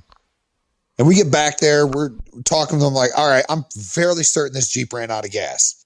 So we get back up. We just got back to the entrance just as the other guys were coming in. So we stopped them. We had three people that still had rigs that were in drivable condition leave their rigs on the other side of the fence, because as long as they were on the other side of the fence, we could go right back out. But if you came on the other side, they locked the gate so you can't get back out, kind of like what they do at Roush. Yeah. And I walk back in, and we never told the story about our neighbor at our camping neighbor. We'll get to that one later. But we walk over there, and the two neighbors are sitting out at their campsite. I'm like, hey, by chance, do you guys have any fuel? And the one nicer guy's like, oh yeah, I got some fuel. Here you go. He hands me a 5-gallon can. We get back out there. We were on our way out there. I'm like, if this thing starts on the first try, I'm just going to shut it right back off. And we're just going to sit up there and finish the rest of the beer in the cooler. So we get up there, filled it up, go to start it. Feeling's not okay, Curtis. Yeah, shut the fuck up. Don't tell me what to do, Mom. I wasn't driving. I wasn't driving at that time when I was drinking. I was driving. That obstacle was also like at the backside of the park. Mm-hmm. Yeah, it's probably one of the furthest away obstacles too. So we get done. I get done filling up. I walk up there. I crank the thing over. It turns over, hits first shot. I shut that thing right off. We all sat up there drinking beer and shooting the shit till probably 1:30 in the morning, and then finally decided to drive back. And Reed and I were probably doing about 50 miles an hour on the way back from that obstacle all the way up. Every night we were tapping some speed on the way out of there every single night.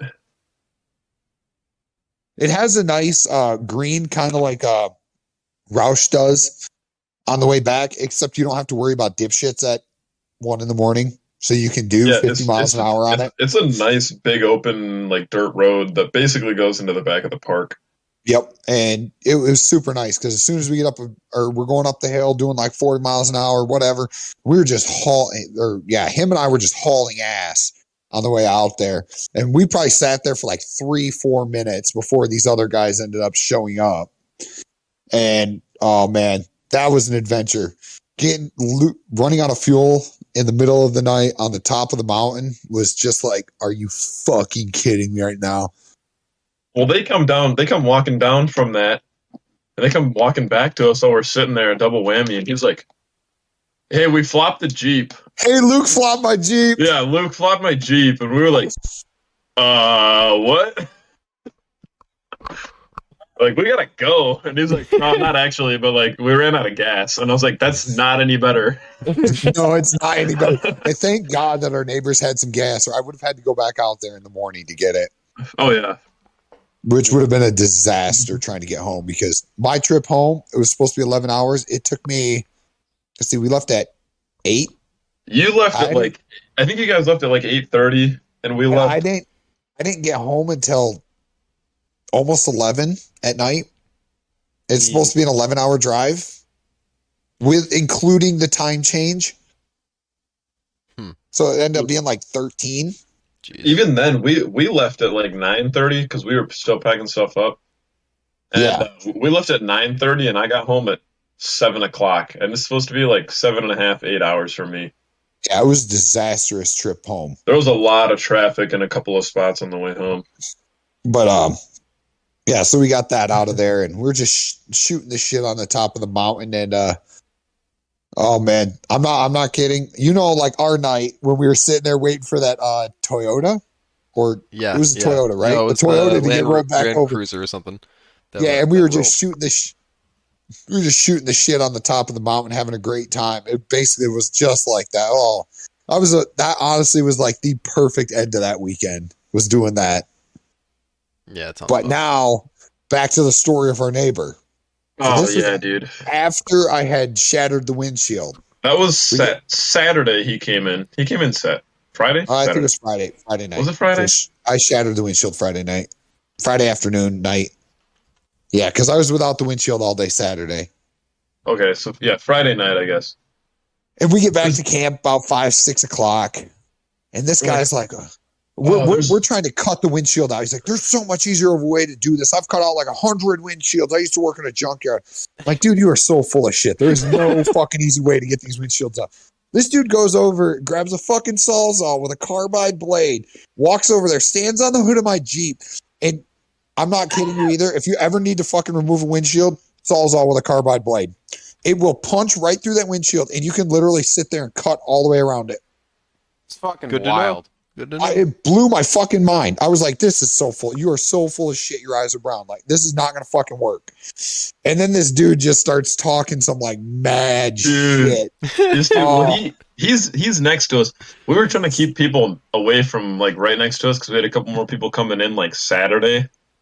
And this dude parks like right next to us in the campground with his buddy. It's like a pretty brand new, like 2,500 Cummins with a trailer. The dude's got some sort of, well, I don't even know what brand buggy it was. It was $100,000 buggy. 100%. It was an expensive buggy, expensive build. Some shop built it.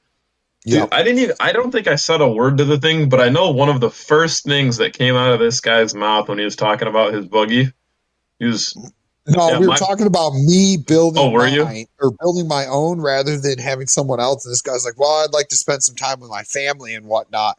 And then he's like, yeah, but my pockets are as deep as they go. And I turned to him, or I don't remember. Yeah, I think I turned to him and I said, I stuck my hands in my pocket. I said, yeah, my pockets are as deep as they go too. They're about this deep. And then from there, it just kind of went downhill really fucking quick. There was a whole lot more. Then his buddy Matt was fucking tooted at this point. And they were he both goes up tooted, there, dude. like both of them were tooted. My buddy Matt or that guy? Your buddy Matt. Matt was tooted.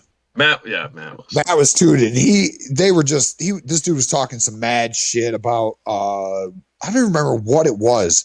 And Matt goes over there like a fucking fighting leprechaun, getting ready to fight this dude. Matt does not give a shit. No, this dude is getting ready to fight this guy. And finally his friend just gets him calmed down and walked away. And for the rest of the weekend, what did we call that guy? I think we were just calling him Pockets or something.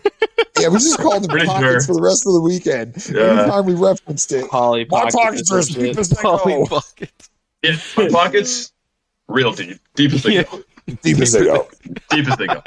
And dude, he was just, I don't think he ever talked he didn't talk any mad shit about my rig, but he said something about someone else's.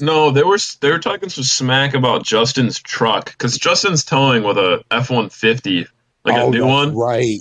And it's lowered. Looks real nice color and everything. Tow's fine. He towed 11 hours from Texas with no problems, you know. What the fuck? And they were talking smack about this because Pockets was like, oh yeah, if it doesn't have a 6.7 on the side, I don't know anything about it. And I was like, dude, you read the brochure that came with your brand new Cummins. I was like, good for you, buddy. Yeah. Good for you.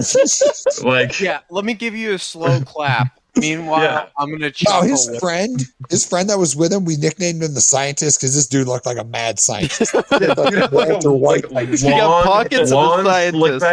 long slick back hair, dude. Like he was actually really cool. That guy was actually really cool. He was the one that gave me gas at night. Yeah, the other guy wasn't going to.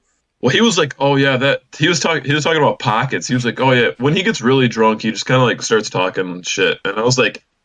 I think that's probably just all the time. Yeah. I was like, do you see who you're parked next to? Do you see who you're parked next to? You're parked next to 5 clap box Cherokees that have 0 TV You chose channels. this, yeah. You think we're not here? What did you expect from us? Yeah. Well, everything that you expected, it's only gonna get worse. Yeah. Oh yeah, and like when the thing was running like shit, he was coming over there trying to tell me what to look for. And I'm like, dude, I've already done it. Like, just we've been through every single possible option. So these guys have seen me when I get upset when I'm working on my shit. Oh yeah. All of these guys, like I was that close to going out on that guy like I did on Colin. Well, dude, did you see Frankie when I called him over? Oh god, dude, Frankie kind of parked. There was like a median because it was kind of a horseshoe shaped area where we were camping in, and we're on the outside of the horseshoe area. Yeah, Frankie's got his rig parked in the middle area because his buddy parked his truck and camper there. Frankie's just standing there messing with his rig or something, and Pockets goes over to him, starts talking to him, asking him what's in the thing, and blah blah blah. Oh my god, he started making fun of Frankie's rig because it's like what, a 350 on propane? Yeah, it's just a like cammed small block 350 on propane. You know, Kingpin 60 front, 14 bolt rear on the 44 boggers. That's fucking cool, dude. It works. And it's a K5 too. It's not a G. Yeah, it's a K5. It's what's left of a K5. Well, yeah, what's left of a K5. You know, I think he's got like a 203, 205 doubler. The thing works. And this dude comes over. It's an old school setup. Yeah, it's an old school setup. Leaf springs because he's poor, but yeah. But this guy comes over there and he's like talking. Yeah, he might.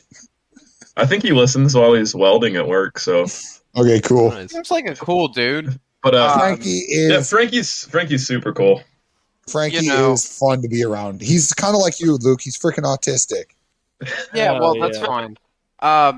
But no, this dude comes over there and he's talking to Frankie. He's like, "Oh, what do you got under the hood of that thing?" Frankie's like, "Oh, it's a 350 and it makes like 300 horsepower." This dude's like, completely I bet that thing only makes like 190. He's like, "No, dude, 300."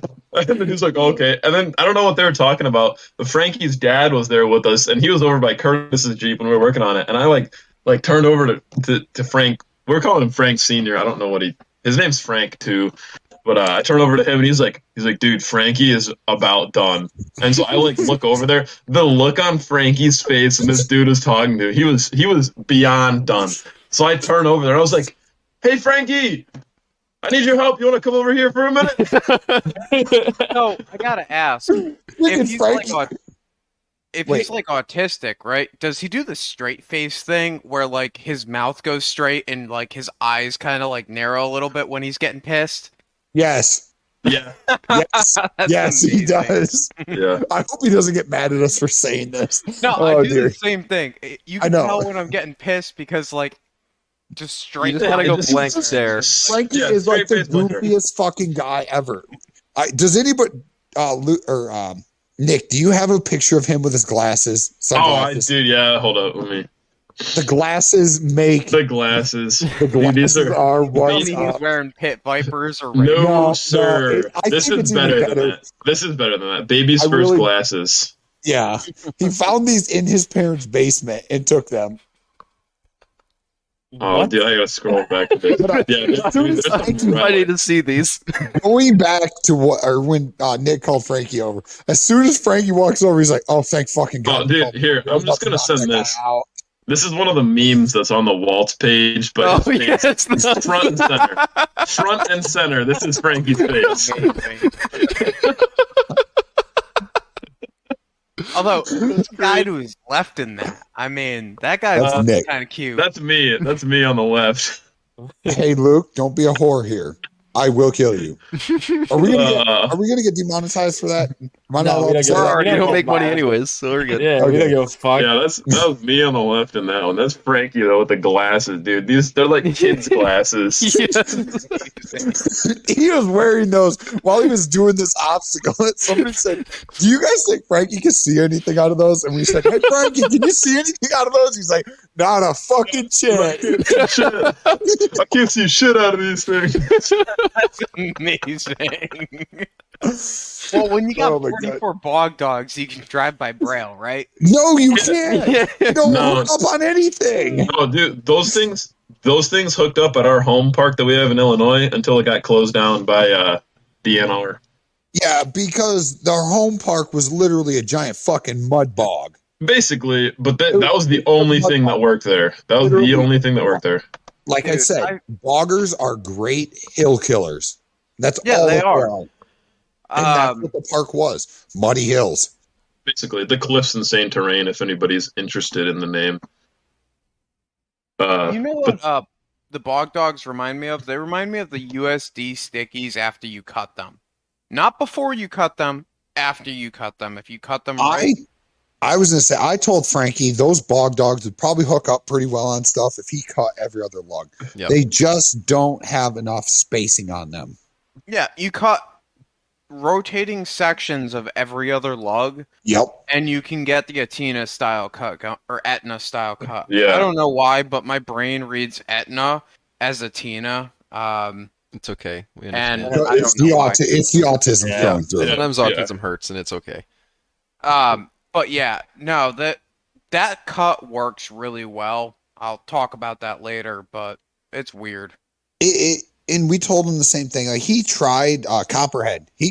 Frankie couldn't even get up on the ledge, could he? The first ledge? No, I don't think so.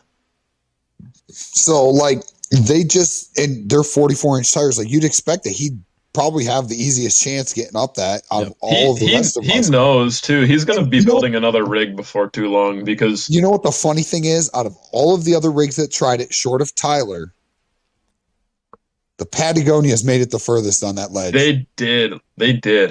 And that was the weirdest thing I've ever seen in my fucking life. I could not believe it. That those Patagonias actually hooked up and were making it farther because than any there other were in the Justin 40 Pros. Yeah, Justin has the Pro XS's, like the DOT of the Pro XS's. Tyler had the Baja Boss X stickies, both in a 40. So one of them was a sticky and one of them was a soft DOT. Okay. And other than that one time that Tyler got his front tires up, it was not working. Wasn't even close. Luke was literally the closest out of all of them to make it up. He wants to go back. He wants to go back. On the Baja Boss stickies. I'm interested in trying some.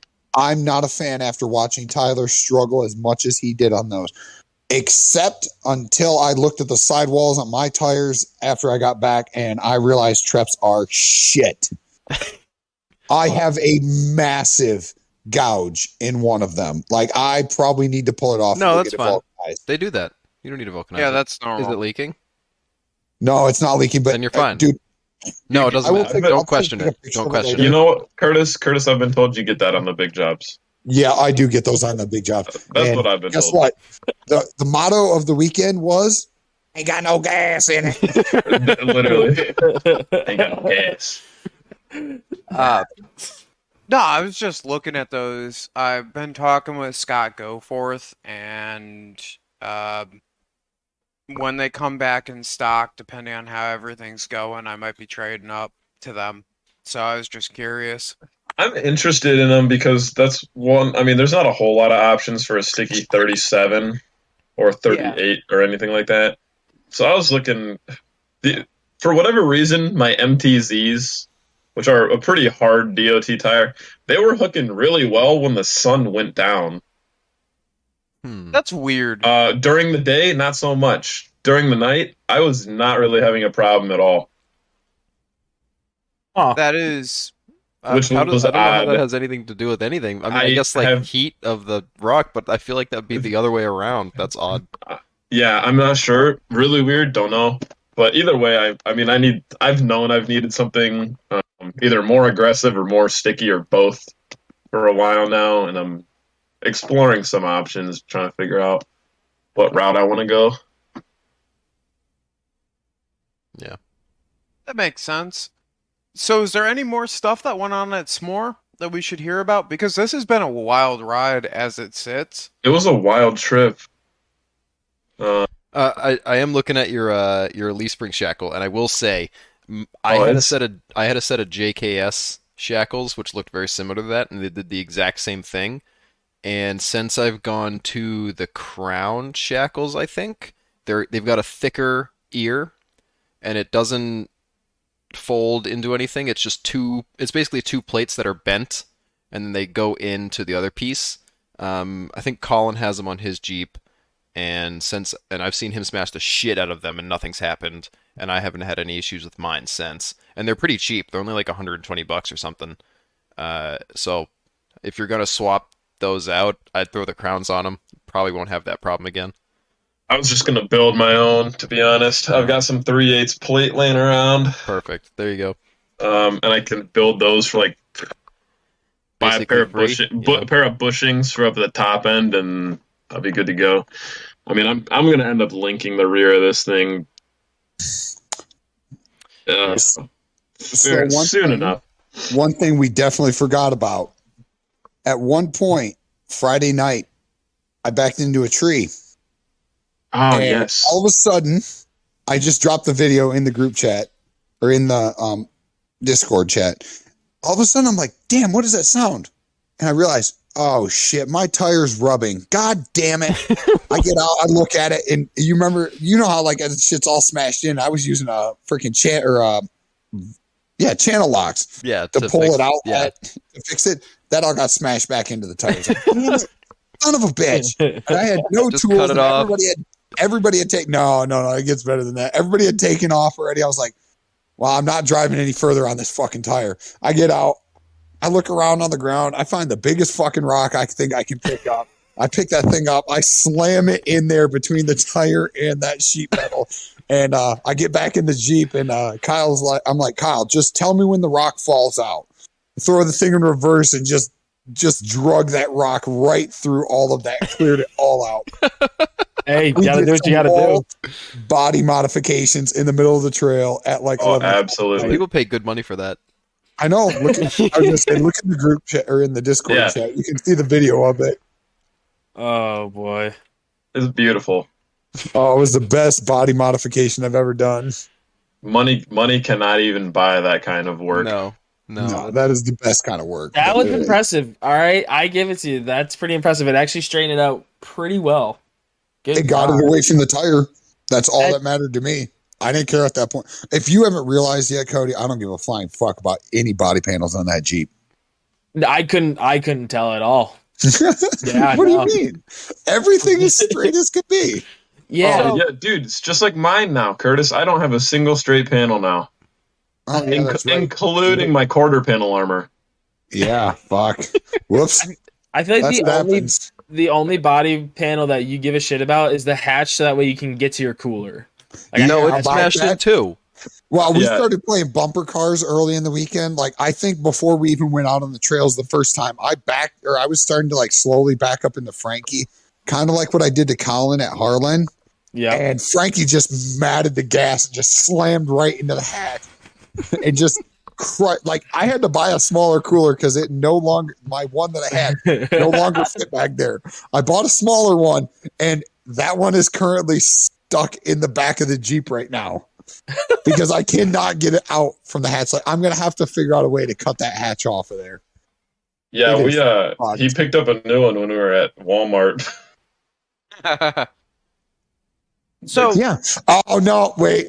Speaking of Walmart, do you remember what I did right before we got to Walmart? Oh, dude, this was before we even got to the park. We stopped at my buddy Matt's house Thursday night to sleep there because he's about an hour and 45 minutes from the park. We get there, we get up in the morning. We're like, we gotta go to Walmart, get a bunch of food and everything. We're like 2 blocks from Walmart. It wasn't even a block. It was a block away. It was like a from block. Like you turn this corner and then you take a left corner and then a right corner and then you're in Walmart. And There's like I go to leave out of the corner. It's a one lane, a turn lane. And I'm like, okay, cool. Like, we'll take this nice and wide because it turns into 2 lanes. Take it nice and wide. And I'm like, looking not at my wide trailer. enough. I'm looking at my trailer. And I'm like, oh, fuck, that tire's going to hit. Fuck it. It's fine. It'll curb. It'll go right up over the curb. Nope. Fucking tire on the trailer cut instantly. And just as soon as I hit it, you could just see, because it had been rainy, you could see the water and air spraying out of it. I'm like, son of a bitch. Yeah. What are the fucking odds? Every single time I curb that thing, it just goes right up and over. The one time I do it, I'm like, oh, it'll be fine. It's fine. It's Yeah, fine. It's fine. I'm sitting And it just, behind him like, at the light watching scrubbed that. It did. It barely grazed it. That must have been grazed. It must have been one of those medians that have like the metal sides or something. Oh yeah. You know how get a sharp sometimes they spot do on that? it. Yeah. It had to have been. We didn't go back and look at it. It had to have been something like that because he barely rubbed it and it just took that I just sidewall right shredded out. the tire out. I was Yeah. like, what the fuck? Me and my buddy Kyle was with me at that time in the truck. We looked at that and we're like, "Oh hell yeah, dude! Great start." I was like, son of a bitch. I'm just glad that I have a spare tire along. Go throw the spare tire on, check the PSI in the spare tire. It's at 45. I'm like, you know what? I'm not fucking. I'm not filling it up. We're just gonna go the rest of the way to the park. I'll fill it up before we leave. Did you ever end up filling it spare up? tire on my Yes, way I did. to Harlan? Best thing I ever did. Yeah, that Curtis trailer. Curtis finally has one because last year when he was going up to Minnesota. Minnesota. No, I was going for Trey's wedding. On the way to Trey's wedding, I must have caught something like a trailer tire or a truck tire on the freeway and had cut it. And I don't know how long I'd been driving on it flat before my buddy had pulled in behind me because he was coming from Detroit and I was just driving slow so he could catch up. And he gets to me and he's like, "Do you know you have a flat tire, right?" I was like, "No, I can't really tell. This thing drives like shit anyways." Yeah, he And calls me. He's like 30 minutes from my house at this point in Illinois. Yeah, I'm And, like, hey, Nick, you got a spare tire? It's like, yeah, I got a spare trailer tire. I was like, is it 6 lug? No. Oh, fuck. I ended up spending like $250 at a Tractor Supply to get a freaking no, it was spare Farm tire. and Fleet. Don't do Farm and Fleet dirty like that. Okay, fine. Hey, It I was got my Farm and spare at Fleet. the Tractor Supply, so I'll do them dirty like that. Farm and But Fleet. still, the freaking tire on a rim costs $250. I was like, are you fucking kidding me? So I threw that one on, and I think that was actually the tire I ended up cutting. Okay, well, maybe you can do them dirty then. Yeah, that was the one I Well, all cut. right, whatever. And thankfully, when I got up to Wisconsin, Trey's like, or my buddy Trey's like, oh, I've got like 6 spare tires for my trailer. I was like, and he's like, oh, you can just have one. I was like, oh, okay, cool. Now I have a spare for the trailer. And now I currently have no spares for the trailer and 2 tires with fucking holes in them. So go get them fixed. It's not that I'm hard. planning on getting a new set of 4 for them. Okay, And then cool. so then I'll have 2 old ones that have new stuff on them. Wait, let's see. Yeah, I'll have 2 spares. While you're at it, Curtis, just get the next load rating up from what you actually need. I do. Do you? Because that's what I did. I had. Well, okay, if it was the one from Tractor Supply or from Farm and Fleet, then it was not. But otherwise, I'm pretty sure they're all not E-rated. No? D's would make sense on that trailer. No, I'm pretty sure they're all E's. Okay. I think sure I think I bumped up to E's when I got, because I had some. Yeah. I had The some rest that I of got them some are bulbs E's. in.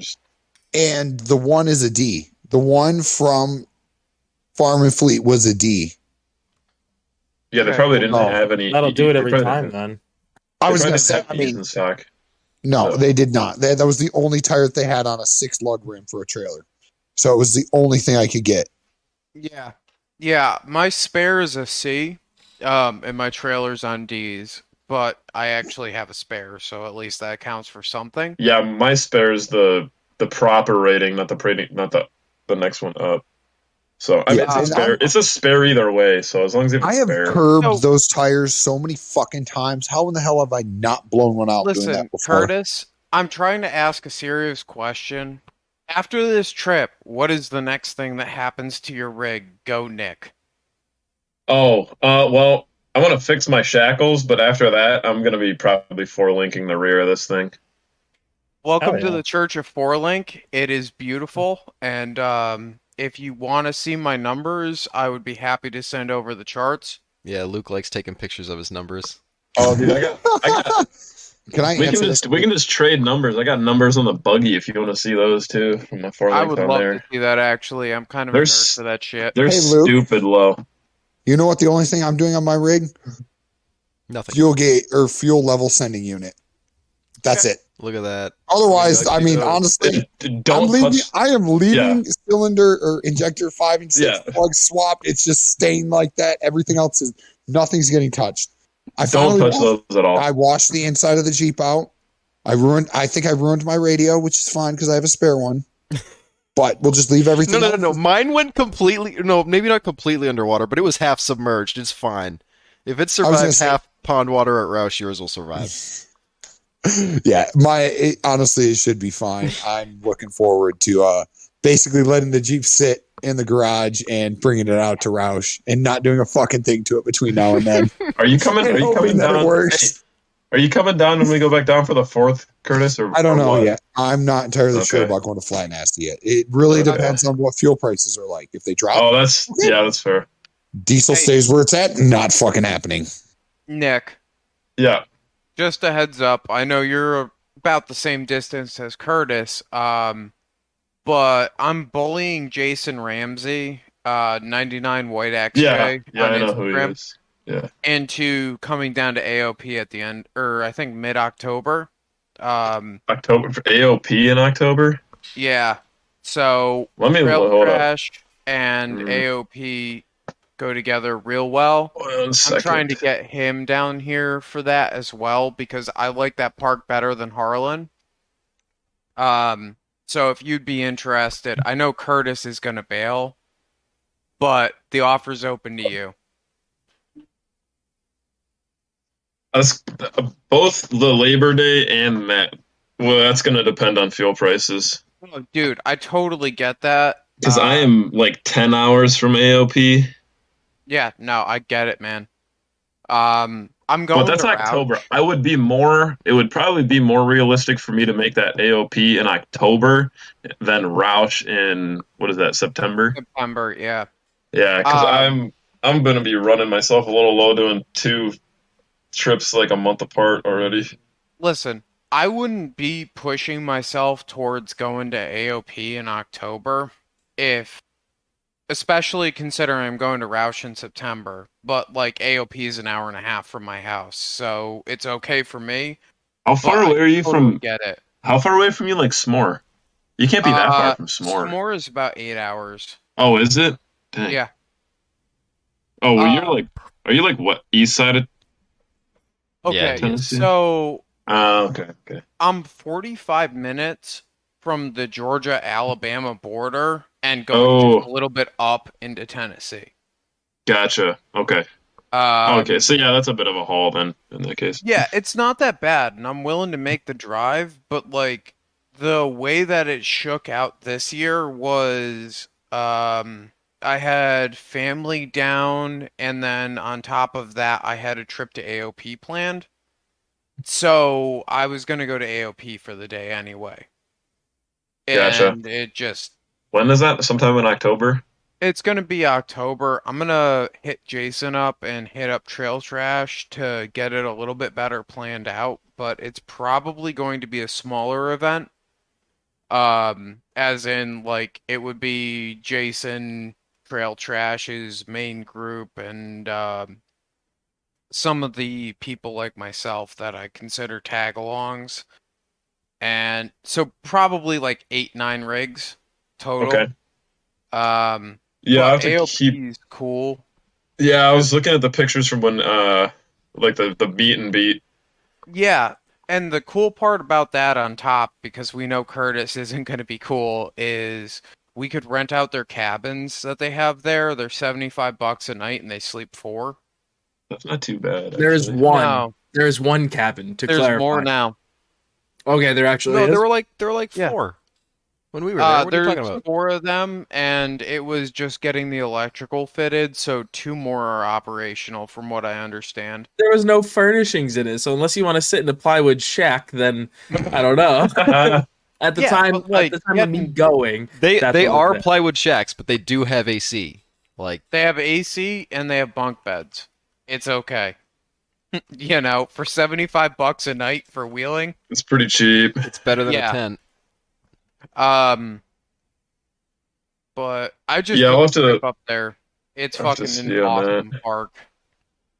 I feel bad for Graham and Cody when they were down here.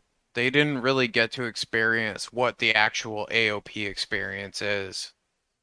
I got a sliver of it when we went out at night. When we were down on the buggy side, we did one hill on the way back. That was a beatdown to get up, and that was fun.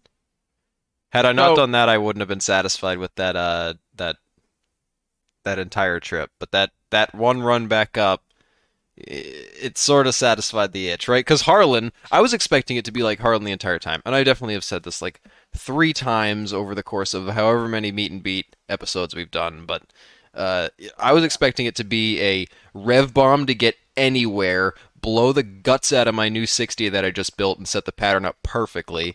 I thought it was just going to be an absolute mess, and it wasn't, and it was kind of weird. It was like... By the way, welcome back, Curtis. You still muted, so that's not welcome back. Yeah, he's not back yet. Now he's back. I'm sorry, guys. I left my fucking dog outside the entire time we've been doing this. I'm just glad he didn't run away. All of a sudden, I stood up. I'm like, Cujo, where are you?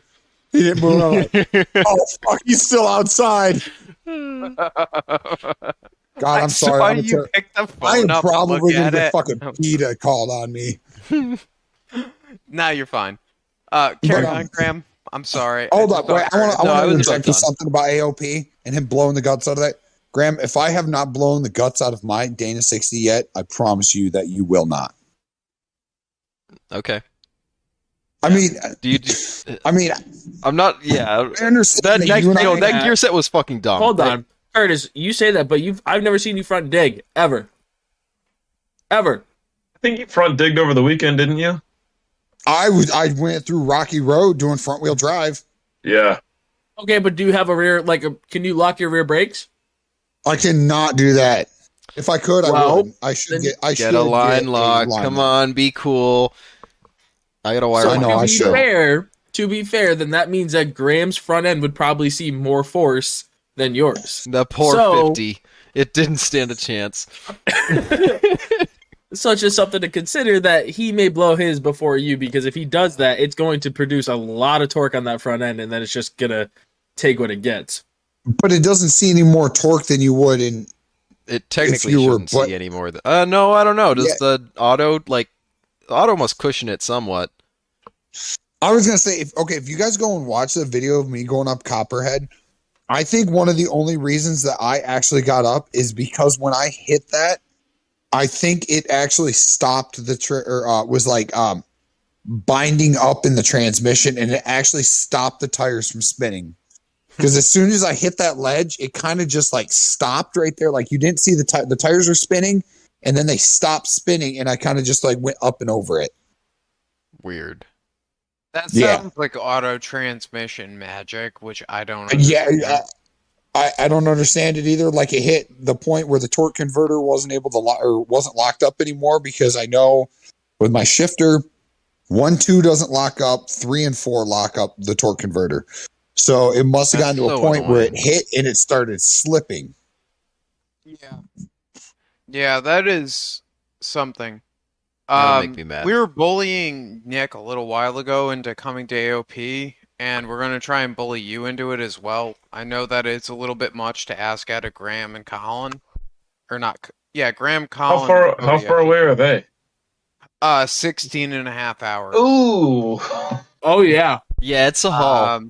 Hey, as long as you guys don't take what's his face's trailer again, you guys should have a pretty decent trip. Oh no, I took Sean's crappy trailer. Definitely not rated for my Jeep, and it did fucking great. No issues. Like the bearings weren't even hot. The axles were a little cambered, but not a ton.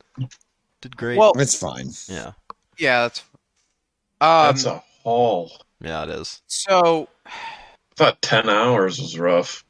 Oh yeah, now Roush Creek's like a drop in the bucket. It's like 7 hours, no big deal. Whatever. Roush is like 12 for me. So I did a Roush Creek round and back to go get tires, and I should have actually stayed there because I was literally back in. Sorry, Luke. I was back in Connecticut, and Jason texts me. He's like, "Hey, are you still at Roush? I'm coming this weekend." And I was like, "Fuck, no! I'm literally 4 hours back. I've only got a few left to get home or go to Cody or whatever I was doing." I was like, you should have told me when I was there. I wish I'd seen it earlier, because then I would have stayed and just, hung out with him for the weekend. That would have been a blast. He is such a good dude. Oh, I love wheeling with Jason. Jason is fucking fun and rowdy. I swear to God, though, he's a little autistic, because the first time you meet him, he's got to like. He is just like the rest of us. No, yeah, he is. He fits in perfect. He fits in really well. He fits in perfect, but he fits in a little closer to the autism side of things, because he's got no. Don't just be bringing everybody over to your little autism table over there. I'm gonna do that because I play video games with him, so he can deal with the shit. Fucking, I'm playing on his alt account, but he's an awesome guy. I fucking love wheeling with him. Oh man, I look forward to every single trip I get to go out with him, because he always brings us on the hardest shit, just like last year at Roush. Oh, when we went on the Red Trail, Trail 5. Yeah, having him as a guide is just great. Because he knows Roush Creek like he can get us on the hardest shit out there, and it's just so much fun. Well, that's and there's never a dull moment wheeling with him either. Like, even when we were wheeling with him, God, what was it? Summer of 2019? Or the first time I came to Roush? Yeah, the first time. Yeah, the year that we were talking about, like, World War II, just, like, drinking beer. And you mean when you and I met and we had one of those stepbrothers, did you and I just become best friends moments? Yeah, that year. he was awesome to wheel with then, and like it was. That was my one of my- first time meeting him. I think it One was of my all of our favorite first times moments meeting from him. that was the winching of or using his Jeep to winch your control arm back straight. God damn it! Nobody has a video or pictures of that. I I've never do. seen him shown up again. I I mean, do. I could take the arm I have and winch it and straighten it if you want to reenact it. I don't think we're I going could to put it try under that the blue with buggy. I don't think we're going to try that with the 2-inch quarter wall one. The 1.5-inch quarter wall one is enough. That's the So, true. anyways, I got invited by Trail Trash back out to AOP, and that was a fucking trip, dude. That was Southern wheeling at its core. And that's part of the reason I'm being so harsh on bullying Curtis here, is he needs to come down here and experience that. He's a northern boy. He can't do that. I know. They got Um, cold weather and I don't know. Do you have corn? Is corn No. up north? No, You know it's a what lot of the best heroin. descrip- Heroin? Okay. Yep, Snow and corn, heroin. gold.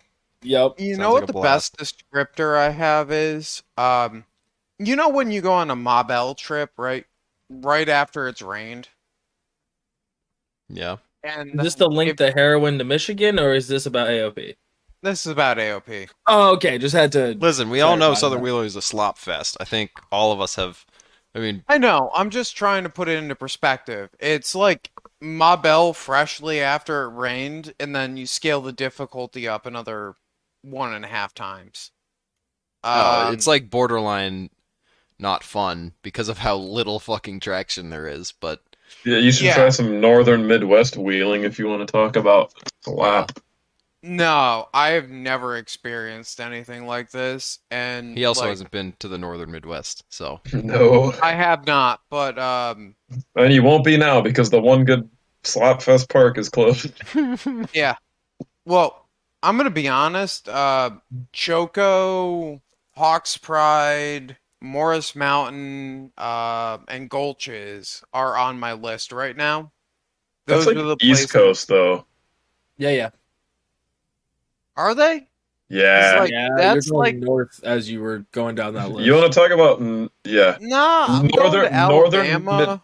Yeah, that's not the Midwest. Do you know what the Midwest is? Alabama. Alabama's the South, brother. Yeah, I'm in the South. Hell yeah. Yeah, We're I'm gonna talking have a about the geography northern- lesson. We have Illinois, Indiana, Wisconsin, Michigan. All I know about Minnesota. it is Minnesota. that like you guys don't have the hills. We got the slop though. Yeah, That's for we're sure. mud buggy and now, boys. Yeah. Oh, we definitely Okay, don't have that's shit bullshit. for We hills. do have the hills here. We do. We do have the hills. We do Yeah. not have rocks. We do not have natural rocks, especially in Michigan. Illinois has some of them. Wisconsin starts to get more.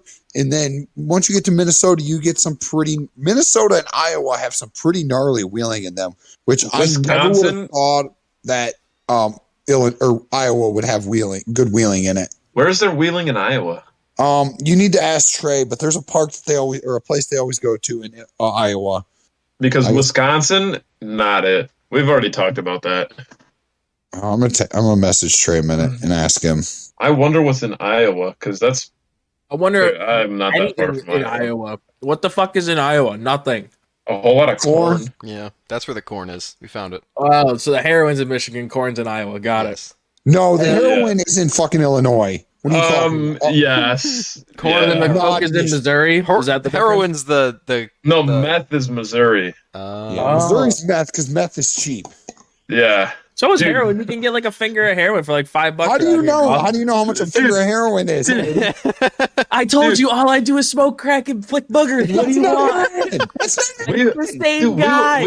We were at Walmart down there, and my buddy Kyle's with us, and he looks over to me when we're walking around Walmart, and he goes, "Why does everybody that works here look like they're on meth?"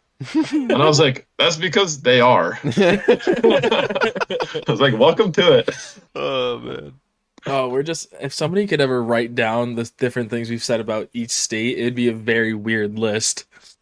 Oh yeah. I So don't odd. have the time. I think that you need like a whole think tank to go through all 82 episodes to compile the list. But the most important one is Arkansas is not real. Illinois is it's not real. What are you talking about? Ask Curtis. Dude, Michigan is fake. What are you guys talking about? Illinois is fake. Michigan's there two definitely more parts real to than Illinois. Michigan? I'll give you that. Oh, Michigan is 100% more real than Yeah. Illinois. I don't know That's what like- you guys are that's- talking about. We have yeah. all of the good lakes around Exactly. us. That's Y'all like the go fuck thing. Is yourself. it's that The state good that's lakes? split in two by lakes. Guess Did what? this motherfucker say good lakes? We have Oh, Chicago. motherfucker, you want to know what a That's good it. lake They're is? big You ever lakes. had that nice sandy beach that you get at the ocean? Yeah, ours is better than that. Oh, really? Fuck yourself. Yeah. What are you talking about? They're literally known for the trash. What do you What do you mean? Great Lakes are trash, dog. That's what they have. Actually, the east side of the state where Colin lived, yes, they are trash. The west side's pretty beautiful. The west side, yeah, the west side's good.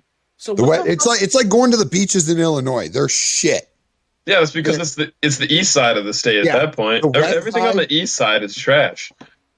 Yeah. Wait, there's beaches in Illinois? What? No, Oh, there's for not. the Great. Oh, Are for you the Great Lake. fucking- I Were okay. you dropped as a child? No, Me? it's the crack. Okay, I didn't realize. Okay, so to be fair, I thought Indiana went higher than Illinois. I didn't realize that they had. And like, a border technically, on Indiana there. has really nice beaches too, Yeah, because that they're is true. on the west or the east side of the lake, not the Yeah. west. Anything on the west side of the lake is shit. Anything on the east side is great. So, like Canada on Huron and Erie and Ontario, Erie's nice. but they Nice- have nicer than- beautiful beaches on Canada's side, but not on Michigan's side. No. It's super rocky. It's really, really weird how it works. But like where I live, the beach that we go to, or Lake Michigan Beach, is fucking beautiful. Illinois beaches are fake. Basically, they're like fake wheeling or fake. They're launching. like man-made beaches, basically. Yeah, and ours are just natural, like sand dunes, where you get that nice, real silty sand. Like it's basically like pool filter sand. And that's what our Illinois- beaches are. Illinois is like if the Salt Bay dude just dropped a little bit of sand like on the coastline. You know, that's about it. It's So like a little bit of. Talk about fucking beaches. Can we talk about wheeling? Yeah, Talk let's about go back to something. So wheeling. bring something up, Richie. You know, we're having a Yeah, fun, let's- engaging yeah, you- conversation. let's you hear it. haven't said shit. Let's hear all it. episode. And you want to come in and talk shit about what we're talking about? Suck, start a shotgun. Fuck you, Richie. Whoa, I'm Whoa! joking. Tell me about your Jeep. What'd you fix? I didn't fix anything. I found out my shift linkage for my transfer Well, case. Alright, That's next because you're topic. retarded. Last episode, you spoke about it, but you didn't really get into it. What ended up being the cause of fixing your Jeep? Oh, I'm sorry. I thought I said it in the last episode. It was the mass airflow sensor. Yeah, we did talk about this, I think. Oh, but I didn't think we. Oh, yeah. Well, fuck. I No, ain't we did. listening. You weren't paying attention, Oh. clearly. Well, I was thinking about the beaches in Illinois and the silt, but it's fine. And Oh, Crack. I got it registered this weekend, took it out, and it won't stay in 4 low. Okay, so there are two things, in my opinion, that will lead to that. One is transfer case linkage. Two is engine and motor mounts. Engine and transmission mounts. Both of which are relatively cheap to fix. Like, you could do the motor mounts and a transmission shift linkage for under $220. Yeah, I already ordered literally just at the beginning of all this, I ordered a As He Designs shift linkage. And the motor mounts, I was just going to go to the parts store and pick one up because I'm cheap. Don't do that. That's coming from personal experience. I swapped to just some like OEM replacements. Brown dogs. Brown Yeah. dogs. You Brown get like dogs. Brown Dog or Iron Man or anybody else that makes some nice poly ones, because my drivetrain moves around so much. You can be running down the trail in 4 low, put your hand on the TK shifter, and that thing's just moving back and forth. Mhm. Are you telling me you're not supposed to be able to see your engine lift like 3 inches when you rev it? I mean, that's what I'm used to, so yes. Oh, well, then fuck, mine's golden then. Yeah. By my standards, it's fine. By anybody else's, I don't know. Hit or So- miss. Fucking fine. guys, my brown dogs are like 8 years old and they're still holding strong. Like, How many years is that in dog years since they're? that's like 20 something. It's a lot. That's like 80, 90. Yeah, Hold on, That's pretty a old. lot of Yeah. years. You gotta talk about other things, or Richie's gonna get mad. So we gotta move on from that. Dog years, Bart, part of the conversation. Move it along, boys. Sorry, Richie, just had to poke fun. I was just saying. I think- You guys are a little bit too passionate about sand. But why not? I mean, shit, they're like $20 for the stock ones. Why not just fucking run them until they go bad again? Like, why does Because they're going to go Curtis. bad in like 2 weeks. so? Yeah. But okay, so You but get- brown dogs are like $600 for the whole set with the No. No, That's they're why I not said. that. Brackets. That's why I said only Iron have Man. them out. Iron Man makes them too now.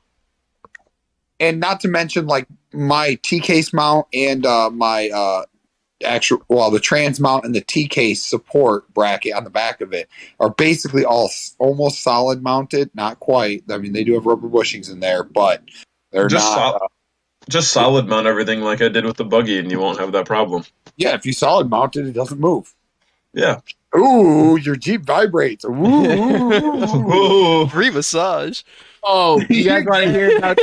You guys want to hear about something fucking ridiculous about things rattling? So my buddy No. Buckley. Oh, did you see? Did I ever post it in Lonely Boys what he did?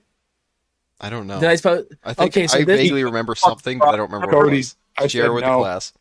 Oh, fuck I you. said no. So he literally had this noise in his Jeep. He hated it. It kept rattling. It turned out to be his exhaust. The exhaust was rattling on his fucking cross member. So instead of like denting the exhaust or whatever to make it fit, this dude took a chunk out of his goddamn cross member to make his exhaust fit. It blows my mind. Like, don't get me wrong, I give him credit. He's trying to finally do like work without asking other people about it, which I'm proud of him for. But goddamn, the fact that he took out a massive chunk from his crossmember simply for the exhaust just fucking kills me. I can't stand it. I mean, I'm just wondering, my... why would you take something out that's structural to the vehicle rather than denting something as stupid as the fucking exhaust? Exactly. Yeah. Oh yeah. Just had Well- to share that because it literally, I almost had a fucking aneurysm when he told me. I'd That's all lose my fixable. shit on my friends if they did that stupid shit. Yeah. Luckily, I don't All right, expect- Curtis, I'm cutting my would- cross member in half for better clearance. I would expect some of my friends to do that, but I would light them up or something fierce over that. I mean, I appreciate taking a step towards doing something cool, but that No. was the wrong step. That was a Exhaust step isn't in a cool. hack bar direction. Well, you got to go in the hack bar direction before you can have a hack bar. I work, guess so, you gotta you know, you gotta you gotta just make the set the stupid bar really mistakes. low. Yeah, before you And make then the when you go really right high, choices. everybody's like, "Holy shit!" yeah. You can't win charity tires or, have a piece of shit not straight rig, which is fine. Until you make a hack bar and everyone flames you. It's just rite of passage. You have to get flamed before you can build a great rig. You have to have that incentive to show everybody that you're not a complete and utter retard anymore. My favorite compliment on my rig still comes from Curtis, and it was that time he crawled under it at Roush, and he's like, wow, this thing is really cheap.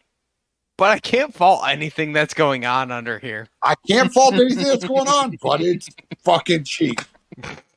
And that sounded really conceited and douchey of me at the time. I was like, I didn't really mean it like that, but like, yeah. That rig showed up and showed out.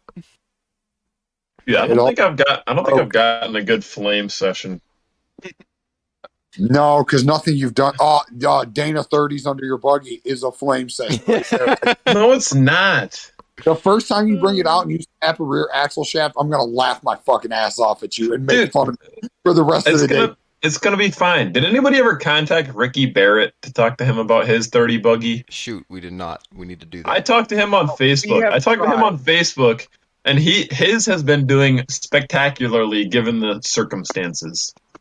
We have tried, but Barrett Fabrication has literally been slammed nonstop since the I start of believe that. COVID. So I think I spoke to his wife about that, and she was super cool about it, but she's just like, yeah, no, he's busy like every night, and we have not caught a break other than when we go wheeling. And when we go wheeling, we dig a hole for ourselves.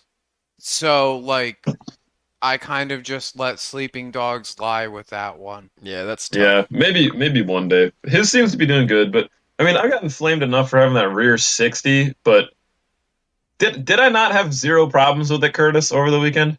Again, you've had zero problems with it. I mean, we can't really fault him for it because let's be honest, Colin has a rear 60 SDU, so it's a semi-floater. And it's been bent for as long as I've known him.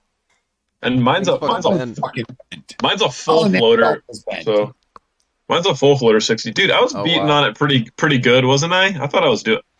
Yeah, you probably beat on it hard enough that it should have broken. Yeah, I really don't You're good want with to- 27, so you probably won't have an issue.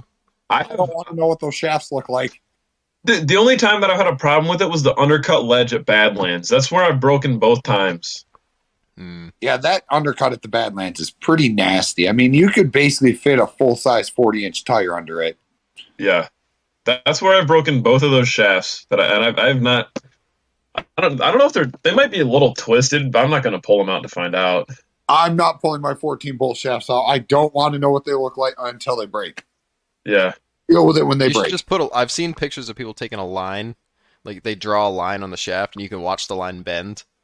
Yeah. It'll twist as it goes. Yeah, bend. My problem is I get the cut to fit shaft, so there's just like an absurd amount of spline on it, and so it twists that whole section and then pops it like right at the end where it goes into the carrier. That's annoying. Can you cut to size? Or like not for a 30 spline. Oh well, at least through nitro, which I'm not going to be buying nitro anymore. I'm going to be switching over to Yukon when I do the 35 spline upgrade. Come visit me and we'll take care of that. Yeah, that's what I'm planning on. Hey, where are my ball joint eliminators, Curtis? Gotta take care of those first. I didn't. Wait. I gotta say this. Sorry. So that I could make you a set of them, and I did not do anything to them, and I threw them back in. In complete honesty, I need to redesign the lowers. They need to have some sort of uniball in them instead of just being on like a shaft with a bushing. They need to have that in there, or it's never going to work properly. So I need to have the time to go through and do that. So it's going to have to, unfortunately, it'll probably be the end of wheeling season. Yeah, my normal ball joints are doing fine. I didn't buy the cheapest ones. I bought the second cheapest ones. I can make you a set of uppers just fine. They'll work great, but the lowers are the ones that need to get redone. All right. When are you gonna make me a doubler case, Curtis? Wow, when are you gonna lick my fucking nuts? On a much more likely note than that, wow. Hey Nick, when it comes time to go to the 35 splines in the rear, hit up at Prater _TNZJ and tell him that we sent you over. He'll hook you up with. Let me write that down. I'm not gonna remember that. Okay, all right. For sponsorships. Wow. No, you're not sponsoring me, Curtis. Yeah, I thought you were my sugar daddy.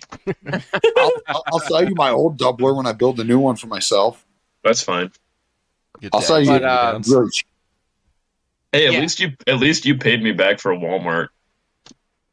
Yes, nobody else paid you back for that. No.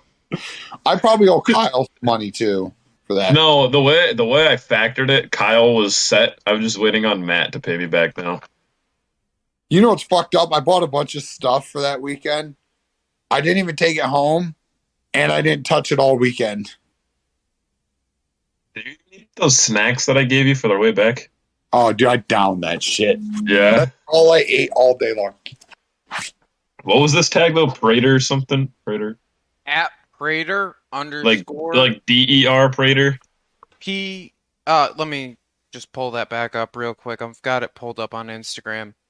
PRATER underscore TNZJ, and tell him that we sent you over there. He'll hook you up with close to dealer pricing on East Coast Gear Supply. So he's a Sweet. dealer for them. Super nice guy, and he's been on the podcast. We've been pushing as many people as we can to him and Chad Bartley. But he's who I'm going through when it comes to my axle upgrades, because I'm going to 35 spline outers with flanges. So he's going to be getting some business out of me soon. Nice. Yeah, I'll be doing the 35 spline before I go to a sticky or just a bigger tire. Yeah, that totally makes sense. Yeah. After once Oh, sorry. Go ahead. once I do that, I don't think I'll have any problems with that 60. I could probably run a 40 on it and be okay. Hate its life after you go to a bigger tire. Oh, Just hey, I'm Ours and drive like a dipshit and you'll be fine. just don't what? You cut out for a sec. Don't buy MTRs and don't drive like a dipshit. Fine. Well, I can do one of those at least. What's that? Not buy MTRs? Yeah. You may or may not probably see me with my tires in the air again. Hopefully we. Hey, Nick's rolled the farthest. He beat me. I've only ever gone onto my side. And then Luke opened the door and needed the whole goddamn door at Colin. Yeah. Colin needed to catch that door. It was fine. It made his life better. Dude, that door weighs as much as that kid does. Bro. Yeah, We drop something on him every trip. We dropped my brake drum shoe on him. Oh, yeah. I stood up into his winch line while we were sitting out, while you and I were just chilling out there while... Yep. Never mind, we're not going to go into that. What? You guys so mean to Colin. Because he deserves it. Colin earned all of this. He's a great kid, but like, it's just fun to be mean to him because he's such an No, asshole he in deserves general. all of the shade. He throws it just as hard. Yeah, like when I rolled my Jeep and he tells me, just start it. Hydrolocks. You know how it sounded like shit every time I started it after that? Yeah. You want to know why it's shit? Why? Broke one of the bolts off in the starter and cracked the other one free. Oh, that'll do it. That'll do it. Yep. I found out I was fixing shit and I was checking clearance on my upper control arm because I had made new lowers that were straight, which I got to take pictures for you guys of what I did to clear the unibody. It was Did you notch the unibody? shit right there. Fantastic. This is fantastic. This is more prime Curtis bodywork. It was Walt bodywork at its best. This was when Walt bodywork. Loading my Jeep or finishing my Jeep and loading it on the trailer at 11 o'clock work before I leave at 4 a.m. to go to Missouri or to leave for SMORR. It fucking mint bodywork right there. Or it's not even bodywork, it's framework. Do you want to talk about the like weld glob that's like a No, just 16th of an inch from No, there's a gouge in the control arm from the weld glob. Is there really? Oh my god. Rotating the control arm, sitting on that weld glob, I was rotating it to spin it out, and there is a gouge around the control arm spinning out. We're not going to talk about that. But I kind of feel good. I realized my upper control arm was hitting the starter, and I kind of just like pushed on the starter, tried to stick my fingers between the starter, and the starter like lifted up. I'm like, what the fuck? And I went and like grabbed one of the bolts, and like the whole bolt came out. I was like, and like you could see it was cracked. I was like, are you kidding me? Fucking Colin was the first thing that went through my head. Then and there. That was from Harlan when Colin told me, just start the Jeep. It'll be fine. It was fine. It didn't break. You guys know what's even funnier? We checked compression on cylinder 6. 135 psi. How'd the oil Wow. get in there? Probably valve seals, to be completely honest. Curtis, if it makes you feel better, the best compression in my motor is 118. Yeah, that's pretty bad, bro. You I know what think- the best is? The best is when you don't check it and don't know. Yeah, Don't same. care. I was gonna say that. Great. Just like your trans temp, dude. Don't need to What know you that. don't know will not hurt you. It can't break if it can't tell you that it's hot. Or Yeah, that's not the right way exactly. to say that, but you know. Can't tell you it's hot. Yeah, The dude. less you know, the better. Mm-hmm. Hey, I like my manual because my manual doesn't tell me. It doesn't tell you anything. You're right. It doesn't tell you when they're. Yeah. It's good. It Bro. doesn't tell you what the fluid level is either. Or that it's filled with water. Yeah, I've said that too much, so I didn't want to. But yeah, that. All right, Luke, you were talking about AOP. I know you were bugging me to round that back there. Yeah, so Morgan's sister was down and some stuff went down. Her dog got sick and we had to fly her back. So I wasn't sure if I was going to AOP. I woke up at like 3:30 that morning. And I drove all the way up to Knoxville, which is at the other end of the state from me, basically. It's Knoxville on one side, Nashville on the other. And I was like, all right, cool, whatever. I'm gonna go home. And I'm like, fuck it. I'm going wheeling. Trail trash is out there. It's gonna be better than what I'm dealing with now. So I got home at like 7 o'clock. I took a hour and a half cat nap and then hooked the trailer up with the Jeep on it, and we went to AOP. I have to say, hands down, that was the gnarliest and nastiest beatdown that rig has seen in probably 2 years. I know it was in the shop for a year, but the last year that I was wheeling it, it was fucking harder than anything I had done to that rig since. Good. We showed up to the park and it was trail trash. Eddie was already broken. Fucking, he was riding around in a side by side being Eddie. Dwight was in full form. So that was awesome to see. Like, the videos don't do him justice. And then John and Casey were in top form as well. They were out and about hitting stuff, and we ended up hitting the trail. I brought a kid that moved down here for work from Connecticut. He worked for the same company as me and he's in the same line of work as me.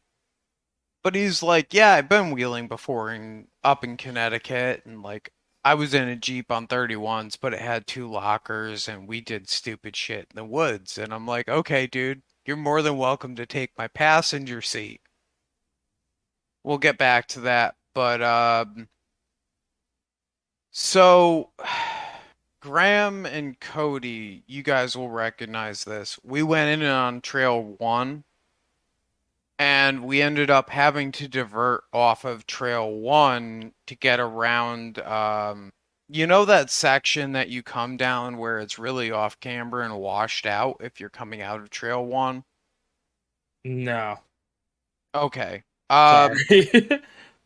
Well, there's a section of Trail 1 where if you are coming into it, it is a probably 25-degree angle, which isn't that bad, right? Like in a wheeler, you know, you hit stupider shit than that. But we took the bypass and we went up past where you rolled the quad, Cody. Uh-huh. On that trail.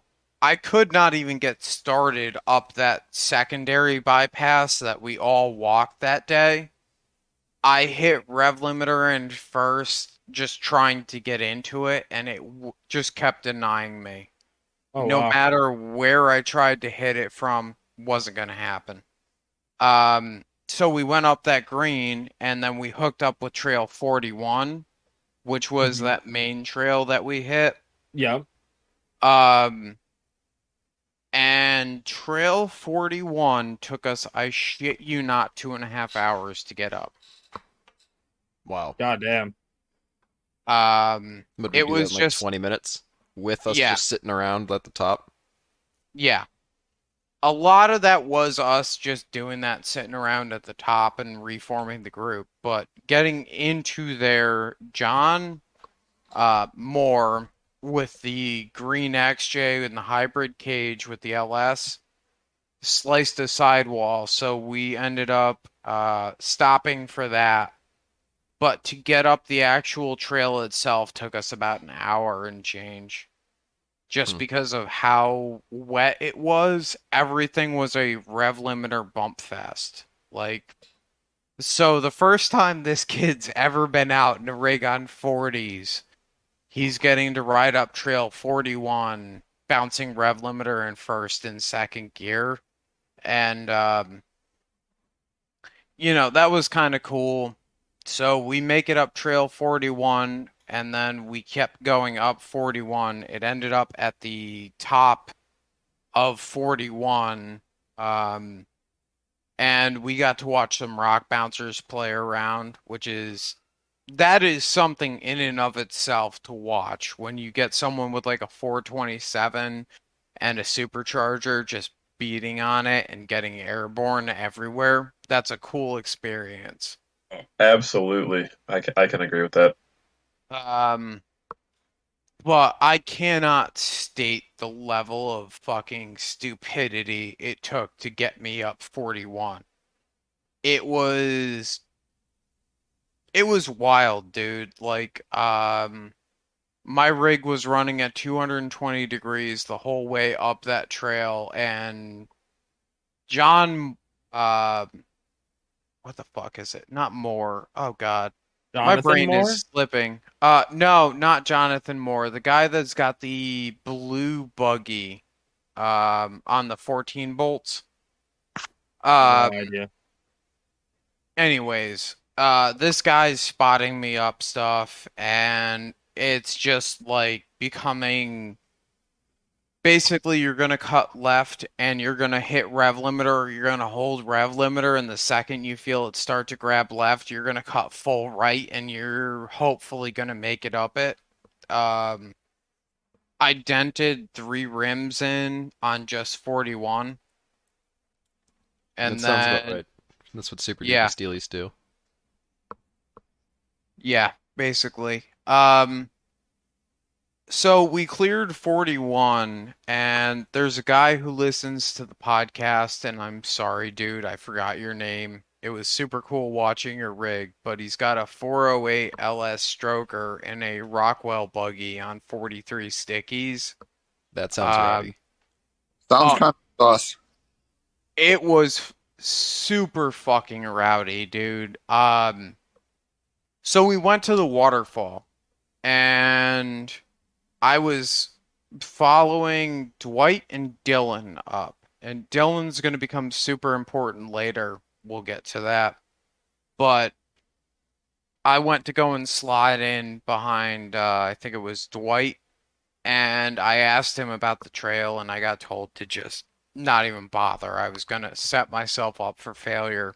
So I park my rig, and we go to walk up it. Um, TNTJ is the guy's Instagram name. He was leading 43 SXs, Super Duty 60s on a TJ with a 2.5 liter. This dude is putting the hammer down to like absolute rev limiter everywhere that we were going. The waterfall, the initial step in is a 7.5 foot tall ledge that you have to basically ride your rig on its side up, which my rig would have been able to do. The problem is, as you continue to go up, it gets worse. And there's this dirt hill that you have to climb out near the top, and this dirt hill has a I shit you not, if you're standing on the bank, an 8-foot deep hole that you have to crawl through or bounce through to get up. So we end up winching him through that. Dwight ends up slotted up next, and Dwight, that dude knows how to put on a show. He's honestly better than some of the rock bouncers I've watched because he just stands on it everywhere he goes. You can start seeing the headers glowing cherry by the time he's done with the beatdown. And he's coming up the waterfall. There's a little bit of a sketchy section, and I ended up spotting him through it. Yeah, go ahead. Interject about headers glowing cherry red. I figured out why my headers were glowing cherry red when we were at Harlan. Because you have horrible timing issues with your vehicle. Stroker thing. No, Your cam? you shut the fuck. You guys shut the fuck up, you sluts. Well, tell us then. I was messing around because I had to redo the exhaust because I smashed it at Harlan yet again. I think this may have been the only trip I did not smash my exhaust on. And I was digging around, doing it, taking the header off. And I went to go pull the O2 sensor off. The fucking O2 sensor was almost all the way out. Oh, mine do that all the time. That means nothing. You're fine. That's why that I bitch don't was want to hear blowing it. red. Well, that's. I don't think that's the O2 sensor's fault. Mine doesn't do that. Mine are like hand tight. I have to tighten them every trip. It's stupid. Maybe yours don't work. They might not. You're very well right there. I'm sorry, Luke, for interrupting. I Oh, raised it's my all good. light adult. Um, I'm in class. So, I've got to say, Dwight, once you actually get his attention, fucking amazing person to guide up a trail. He listens really well, and you can just be like, hey, I want you to try this. This is what I think is going to happen. And he follows the line. It was super cool watching that. Because most of the time he wants to bounce stuff, but when he wants to crawl it, that boy can crawl shit. It's weird to watch that dynamic happen where you go from glowing headers to like just crawling up shit.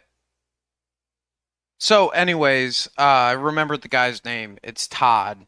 Todd comes up in his single seat rock bouncer chassis buggy, and he's hitting stuff on this waterfall trail. He makes it up past the first obstacle without any issues. And then he goes to cut up the side of the trail, and he ends up getting a tree pinned up against his ORI. Which is, not a... ORIs? Yes, we said ORIs. It's not a cheap little fuck up there. Yeah, we can get into that. Later.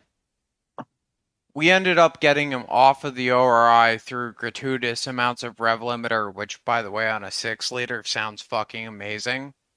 And he ends up going... Small blocks on open headers make my PP hard. Try a Curtis, small block. Did you see those videos I sent in the Snapchat, in the Drive Fast chat of my brother's cars? No. Oh, you missed out. Oh, too bad. Okay. Sorry. So, Very That's nice fine. small block sounds. picture small block through, I think, race bullets dumping behind the driver's seat. Fucking fantastic. With a nicely tuned 6-liter. 43 Mickey stickies. He's getting down with it. We ended up getting him out of there. But to get him out, he ended up getting turned around in the trail and he dropped onto his drive shaft. And that's where the dude with the rock bouncer comes in. He ended up helping him winch out after he split the drive shaft and getting him out to the main trail. So this guy comes in, he's got 2.5-ton Rockwells, 43 SXs, and I'm going to guess a 600 horsepower small block. He hits this trail, bounces up the first section, clears the second section, gets to like the divot where you have to that 8-foot drop in, and just fucking bounces through that, and that was cool enough to watch. Gets up past there, and there's a slab rock or whatnot, a slick rock, if you will, at that point, because of the amount of people that have been up it with mud on their tires. Fucking barrel rolls it back onto the wheels. And I think Eddie shared a video of that. That's what I was just going to ask, if there's a video of this so we can see this. Yeah, I will go and take a look at that right now, and see if I can put it into the chat. But this dude barrel rolls it, and when I say barrel rolls it, I don't mean barrel roll like horizontally. I mean like tire over, or front axle over rear axle is the best way I can describe it. So a backflip. Yeah, so not a barrel roll, to clarify. That's That's No. Bro did a kickflip. No, it's a Impossible. backflip. What I mean by that, Cody, Pinwheel? is that it was like a pinwheel on its side. A backflip. I'm so No, confused not right a now. backflip. A barrel roll is So are you side over side. Yeah. A backflip is front Okay. over back, and then a gainer would be the same, but you're going forwards. So front axle comes up, Yeah. buggy pivots sideways, front axle clears over rear axle, comes back to front axle, and the rig settles out. So that was like an actual kickflip. He did like a flare, is what you're saying. Backflip with a 180. No, that's Something like along those lines. I don't know. But Yeah. He can't be did described. a sick trick, is what he did. he did a stick trip. It landed on its like wheels again. He shuts it off, gets out, and he goes, "Yeah, I'm overheating now. Give it 5 minutes," and then he hops back into it and sends it up the same spot on the mountain again. And like, I'm sorry if it sounds like I'm distracted. If you guys want to go off into a tangent, I'll find the video. But Tangent about what? I don't know. Fucking fill in the Whatever, blanks you know, meth and Find the corn, video. like Or just Where is make an method editing, going on? or just make an editing though, and I could just cut it out. Cody, we don't make edits here. It's totally raw every time. Dude, we're doing this shit live, boy. Oh, my No God. edits. None of this bullshit. You make too much work for yourself. All right. So. This would have been a perfect time for the O2 sensor thing. Yeah. I'm sorry for interrupting, Luke. I'm a terrible This is human. not a perfect time, Curtis. That was like 5 minutes ago. So I found that video, and it is now in the podcast chat. It's fucking wild to watch. Oh, I have to sign in. Look at this. Oh my God. This poor boy shit. I'm Oh, sorry. it's on Facebook. Yeah, it's on Facebook. I can't help you that much more. That's a but- kickflip. That's Is it a kickflip? That's a kickflip. I thought it was pretty decent. Oh, yeah. Huh. That's definitely a no, trick. That's not. No, it's not. That's not a kickflip. I don't think. That's like a. On a kickflip, you hit the back of the board, it spun up and around, and then went like backwards. So that's like. It's a really slow kickflip, I guess. Then. Okay. Oh, I'm sorry, people can't make a freaking buggy go as fast as a skateboard doing a kickflip. Jesus Christ, dude. Did you not see the video of Rob's roll down potato salad hill? That was pretty quick. That was pretty But- quick. You know, so we got to watch the buggies go up that hill, and that was pretty Why didn't- cool. Why didn't you take your rig? Guys, that is so far from a fucking kickflip. Are Dude, we all- listen. there was no rotation. It was just up, pivot, down. I'm not a skater boy. All right, give me Yeah. a break. See you later, boy. Yeah, come on, Cody. what skater move is it? Gee. There's no skater move. That's more of like a snowmobile move. Like he just went up, turned, and then back Cody, down. Wait a minute. He went up, backwards, and then flipped. There was no flip. He was on the back of the bumper. There But was he no. fell to the side. That's that not a caused the- flip. Okay, you know what? It's Fuck like you. a half-ass, like, I don't even, Maybe it's an ollie. I don't know. I don't know. Maybe he was taking notes from that new Top Gun movie. Do you think he watched that before he went out? Do like a, I don't even know what that'd be called in airplane terms. That'd be Luke territory right there, man. I don't know. Dude, I don't actually have a good answer for that. But it was just cool to watch because I'm looking at it from the opposite angle, and all I see is that front axle come over the rear axle, and then he just ends up on his wheels, spins it around, and shuts it off. That was my view on it because I'm watching from. If you're looking at the point in the video, I'm in that gully all the way at the bottom. No, so you were gonna get squished, is what you're saying. I was so far away from it that I wasn't gonna get squished, but yeah, it was Yeah. it was Okay. wild to watch. That's just called a front row view, is what that is. Yeah, basically. So after all of this stuff happens, Dylan, whose last name will escape me, and it kind of pains me that it does. Casey, John, and myself split off, and we went to mouthwash. And this is where my trip gets wild. So I was in the back of the line behind everyone, just due to the way it worked out. There was a couple other rigs there, and I'm sorry I forgot their names, but You should probably start writing people's names down. I should. I think he has. Just bring a onset- Sharpie and write them on your arm. It'll last for I long enough. should. But basically, it was Dylan was in the front. It was then John, then Casey, and then myself. The other rig decided that he wanted to go back to camp, and Todd M decided he wanted to go back to camp as well. So we enter into the gatekeeper for mouthwash. And the gatekeeper for mouthwash was not that bad. Dylan hops up it like it's nothing because he's got 43 stickies, and he's the guy that got that samurai buggy that you guys wheeled with at Roush last year that had the TDI in it. Yep. So he one-shots up that, and then John goes up that after him. And John gets up to this rock where this rock wants to eat his quarter panel.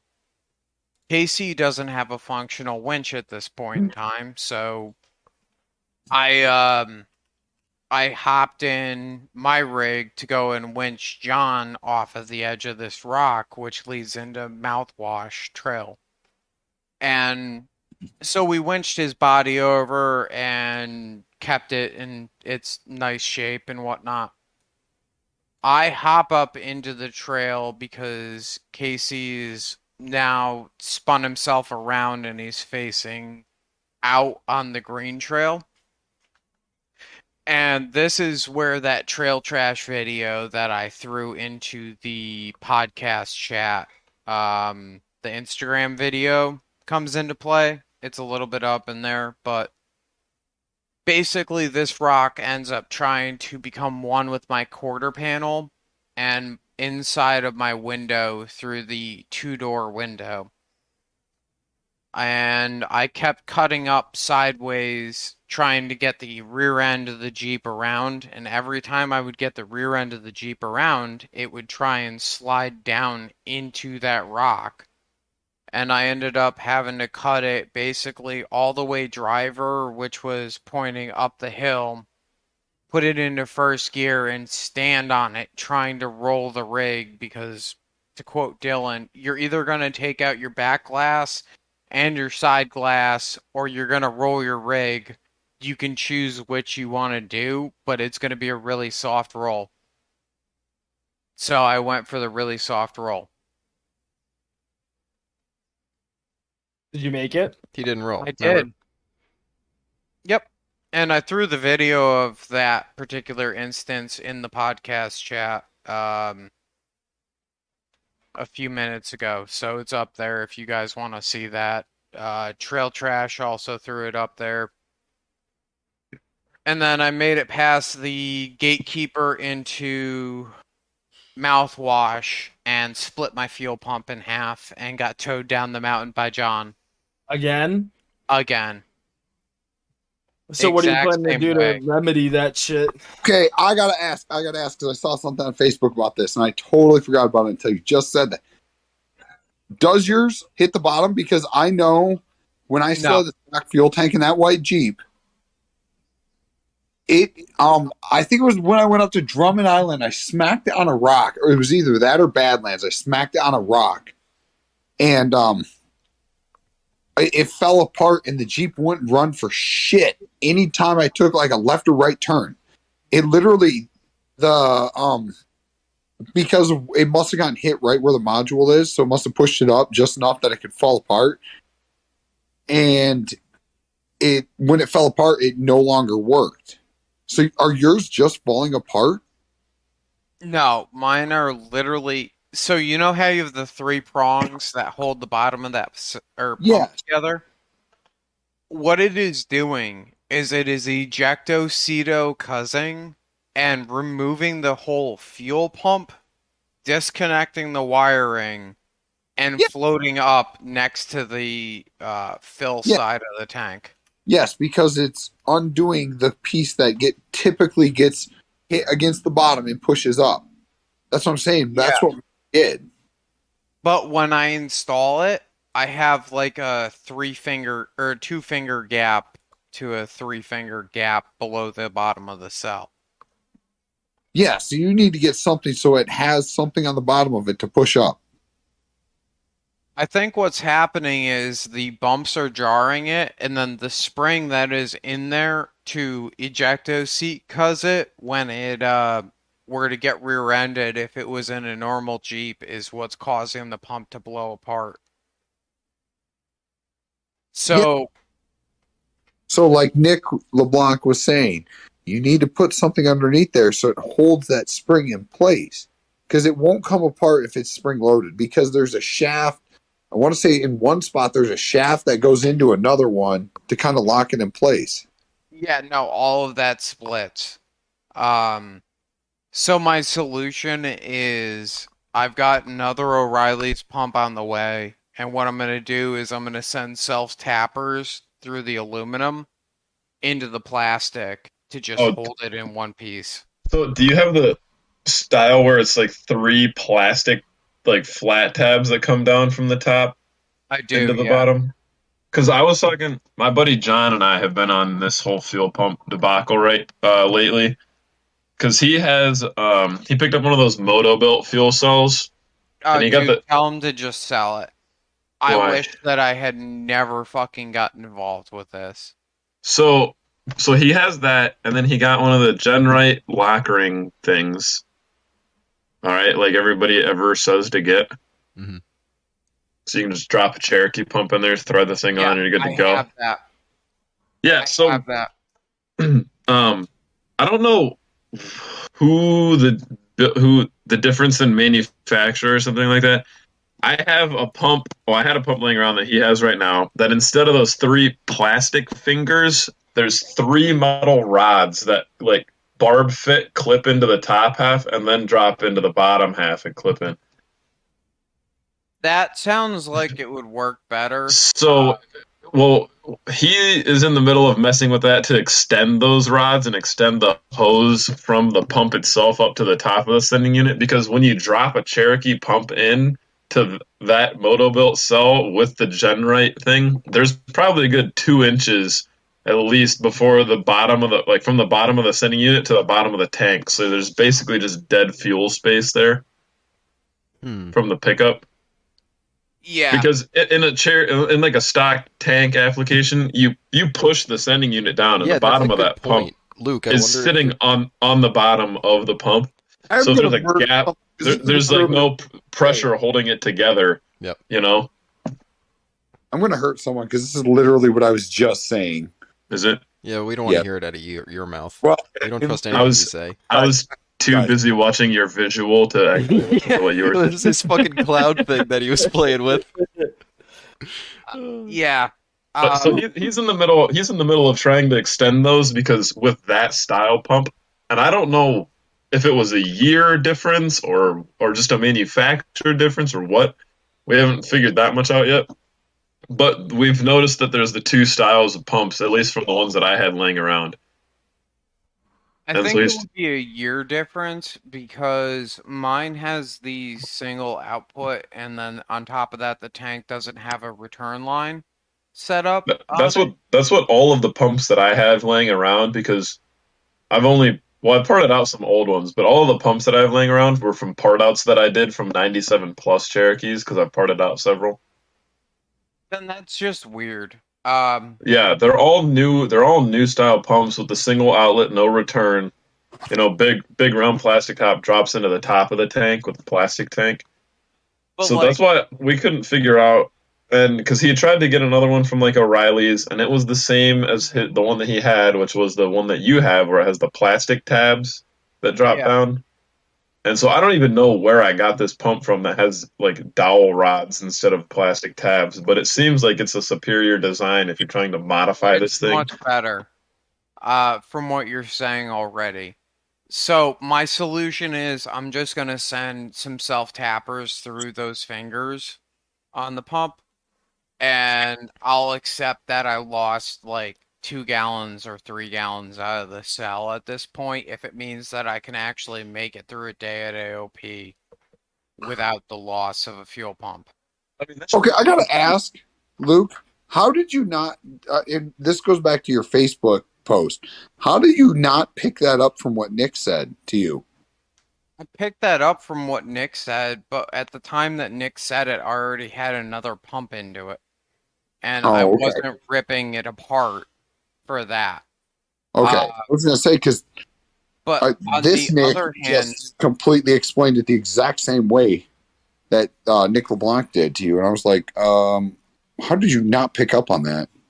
what Nick LeBlanc said was about picking up more fuel. It wasn't about setting the bottom of the pump on the bottom of the fuel cell. No, because picking up more fuel would set it on the bottom of the fuel cell. Mm-hmm. So Potentially, yes, but that wasn't how I had originally taken it. okay, Because he made the comment about picking up the bottom of the fuel tank. So Well, that was where I went. so. with Well, it. basically, what he's saying is just have like a little pedestal in the bottom, right? no, he was Or actually. am I misinterpreting that? He said extend the tabs out or something along those lines, so that it does get to the bottom of the cell. It doesn't fit 2 inches above. So that's other- what that's literally what I was just talking Why the about. fuck do they design it with that space? Because What do you mean? correct? What? It Oh, I guess because there's the one that the works. Genrite design isn't for the. That's an aftermarket thing for the moto-built cell. Wait, So Yeah. it's just a poorly Well- it's a poorly thought out implementation of the factory Market fuel pump. design. I- Yeah. Well, all of the factory fuel pumps are not supposed to be used in. Yeah. I mean, they designed it to work in the Cherokee tank. They have like certain. I mean, that tank is as tall it is for a reason. So when you push that sending unit in, it collapses a little bit, so it keeps that pressure down. Yeah. And you're trying to put it in a tank that's. I mean, even just the moto build, if you use their normal clamp down ring, it's still. I think it's still like 3/4 of an inch off the bottom of the cell, just because that's it's what not. mine is. It's not meant to be in a tank that's the dimensions that they use it in. Can I please say something here? I'm getting really. All right. Okay. say Yes, it. Curtis. I tried to put a TJ fuel pump module into my Cherokee or into my Cherokee tank. The TJ fuel pump modules are about 2 inches longer than the other ones. I told They are. Oh. They are. John, my buddy John was exploring that option too, but we did not have a TJ pump available, so he just started messing with a Cherokee one that we had, trying to extend it. You know what though? So it's strictly a makes Cherokee sense. problem. yes, You I have to get the TJ pump and put it in a Cherokee if you want the Yes. moto-built cell to work properly. well, Yeah, whole Case module. closed. We can stop. basically. But if you're hacks like all of us are, Yeah. Just You know. extend the fucking legs. Yeah. You guys are sitting here talking about Or just self-tap right to the side. It won't fall out if you do that. We hope. I was just saying, I can't Curtis, believe it dawned come on me on. about that. I'm a genius when I'm high. That would make sense though, because like, if it was an inch longer, it would be fine. If it was 2 inches longer, it would be pushing up an inch, and you would never have it come apart. I can't Yeah. believe nobody figured that out by now. I bet that fuel cell in that ring is designed for a TJ module only. Yep. Yes. Probably.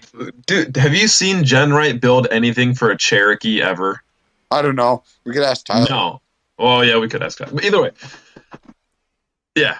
Yeah. When you get shitbox owners like us trying to, we can make it a little bit nicer and get this cool aluminum cell. This But I whole wonder- talk I has wonder been great. It's like does the Jen gold. Wright sell it as a ring for an XJ? No, they sell it as a Sell it TJ. as a TJ They kit. sell it as a TJ kit. Yeah. Oh, well, yeah. That's Yeah, people all just of our. put it in a Cherokee. Coincidentally, they use the same style lock ring. So Well, yeah, people the who lock have Cherokees are like, "Oh, well, that's the same thing I have, so it'll work." Jesus, Nope. did we just solve this whole issue? Yeah, for it's too bad it's an everyone? hour and 35 minutes in. Oh, dude. So Somebody- if you want to, if somebody- anybody has the somebody Motorboat fuel needs cell, they have to listen to the that. entire fucking episode or skip That's to the fine. end. Yeah. We're getting views here, Yeah, okay? or listens. We don't. You need Nobody to- views All right, anything. you know what I mean. I'm you viewing need to quit that. Curtis right now. Own separate thing. But that totally makes sense, and then that also makes me feel better that self-tappers and an O'Reilly pump will be okay. Yeah. Yeah. And then if it keeps if it happens again, fuck it, go buy a fucking TJ module. Call it a day. Yeah. Call it a day. Uh, Done. It's literally the same thing except it's longer because I believe theirs went up higher, they were narrower, and they were deeper. Yeah. Yes, the tank's gonna be- TJ tanks are taller than the Cherokee tanks are.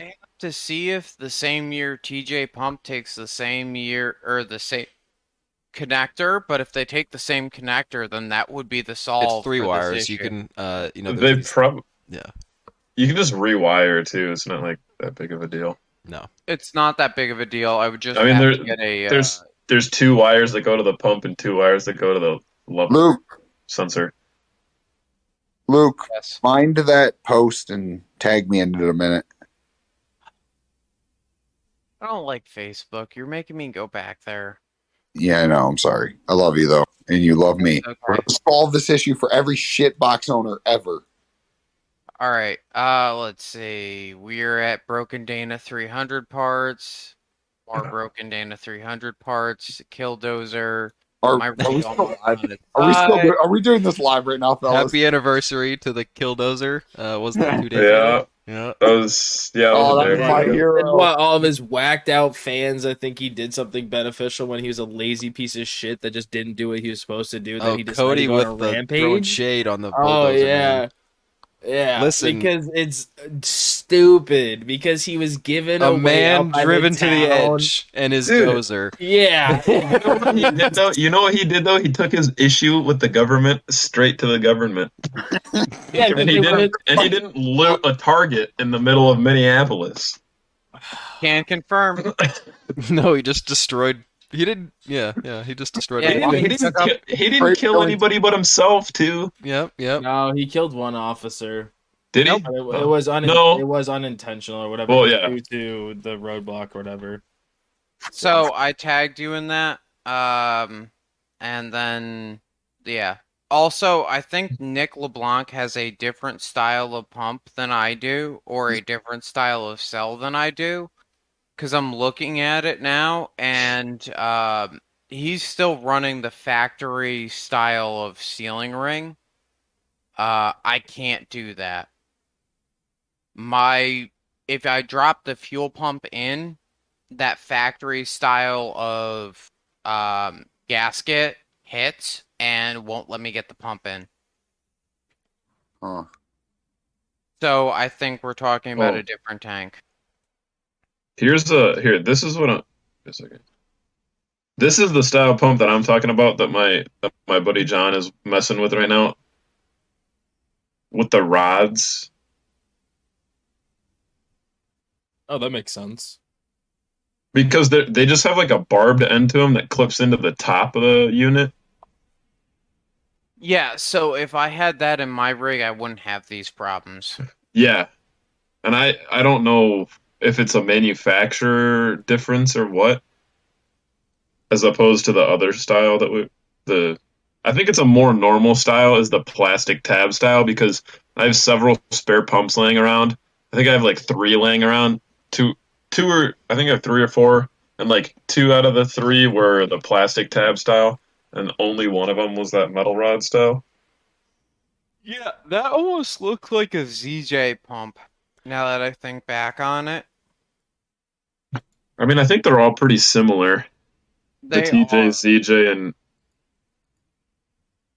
Um, uh, but my takeaway from this is that I need to address the fuel pump situation or go to a inline pump so that way if it fails on the trail, it's not as big of a deal and I can just hop in the tow rig and go and grab another E2000 pump. that's what I was just gonna say. Is that I mean, it seems a lot easier just keeping a Cherokee pump, but Guys. realistically, the easy way is just doing an Guys. inline pump.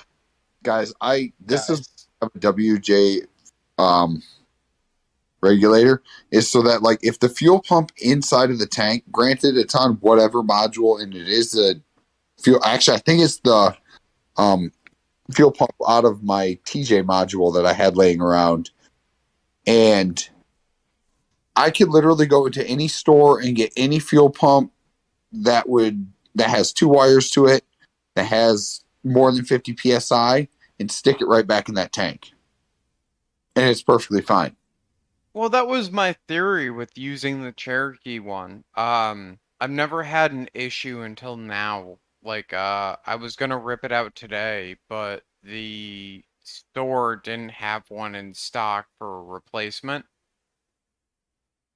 Okay. So, as soon as I get another XJ pump, I'll be back up and running. And I figured that an XJ pump was about as boring and as standard as you could get. Not standard enough. Apparently not. Well, we're at an hour and 40 and change. Or sorry, Why 2 don't we hours beat and 40 and change. Why don't we beat our old record with me? Dude, 3.5 what was mine? hours? Mine was like 3.5 hours when I did the last time. Oh, No, Yeah. this was longer than I expected, honestly. I mean, do we have any like I know Luke literally just yawned 2 minutes ago, so he's getting tired. I'm thinking pretty Dude, boy. it's only 8:30 over here. yeah. You and your normal time zone. Dude, no, this is the superior time zone. Dude, that's bullshit. Well, if Lies. you want to live in the Got past, 8 o'clock, that's already passed. We're done with that. Gone. See ya. The only Dude, thing that I'd I rather Later, live in boy. the past. These days, I'd rather live in the Yeah. past. I tell you what, dude. Our gas is yeah. a fraction of, the hour more expensive over here versus you. I don't think that's how it works, but What? Jeez. Shit. Richie, you got any closing notes here? Not really. Or I'm not. nothing. My closing note is if I ever have to hear a 45-minute conversation about a fuel pump again, I'm gonna kill myself. No, that was actually a very valuable conversation. No, the ending was fucking awesome. It's great. Oh, there was definitely some Baseball. fucking confusion in the middle there. Yeah. About what was being talked about, but we figured it out. That's what happens. Curtis, what is that? Dude, that's He's holding up this dog toy. Looks like a planet with a face on it. It is. It's blushing. Duck on the finger again. All I right. had. Well, I guess if that's all we got, make sure you put your TJ fuel pumps in your TJ Moto-Built cells that aren't made for XJs, and do a kickflip next time you yeah, wheel. do a kickflip. Except get it on video. Yeah, Hey, don't if you follow you for the can't do a episode. kickflip if it's not on video. It's required. That's a rule. Ain't got no gas in it.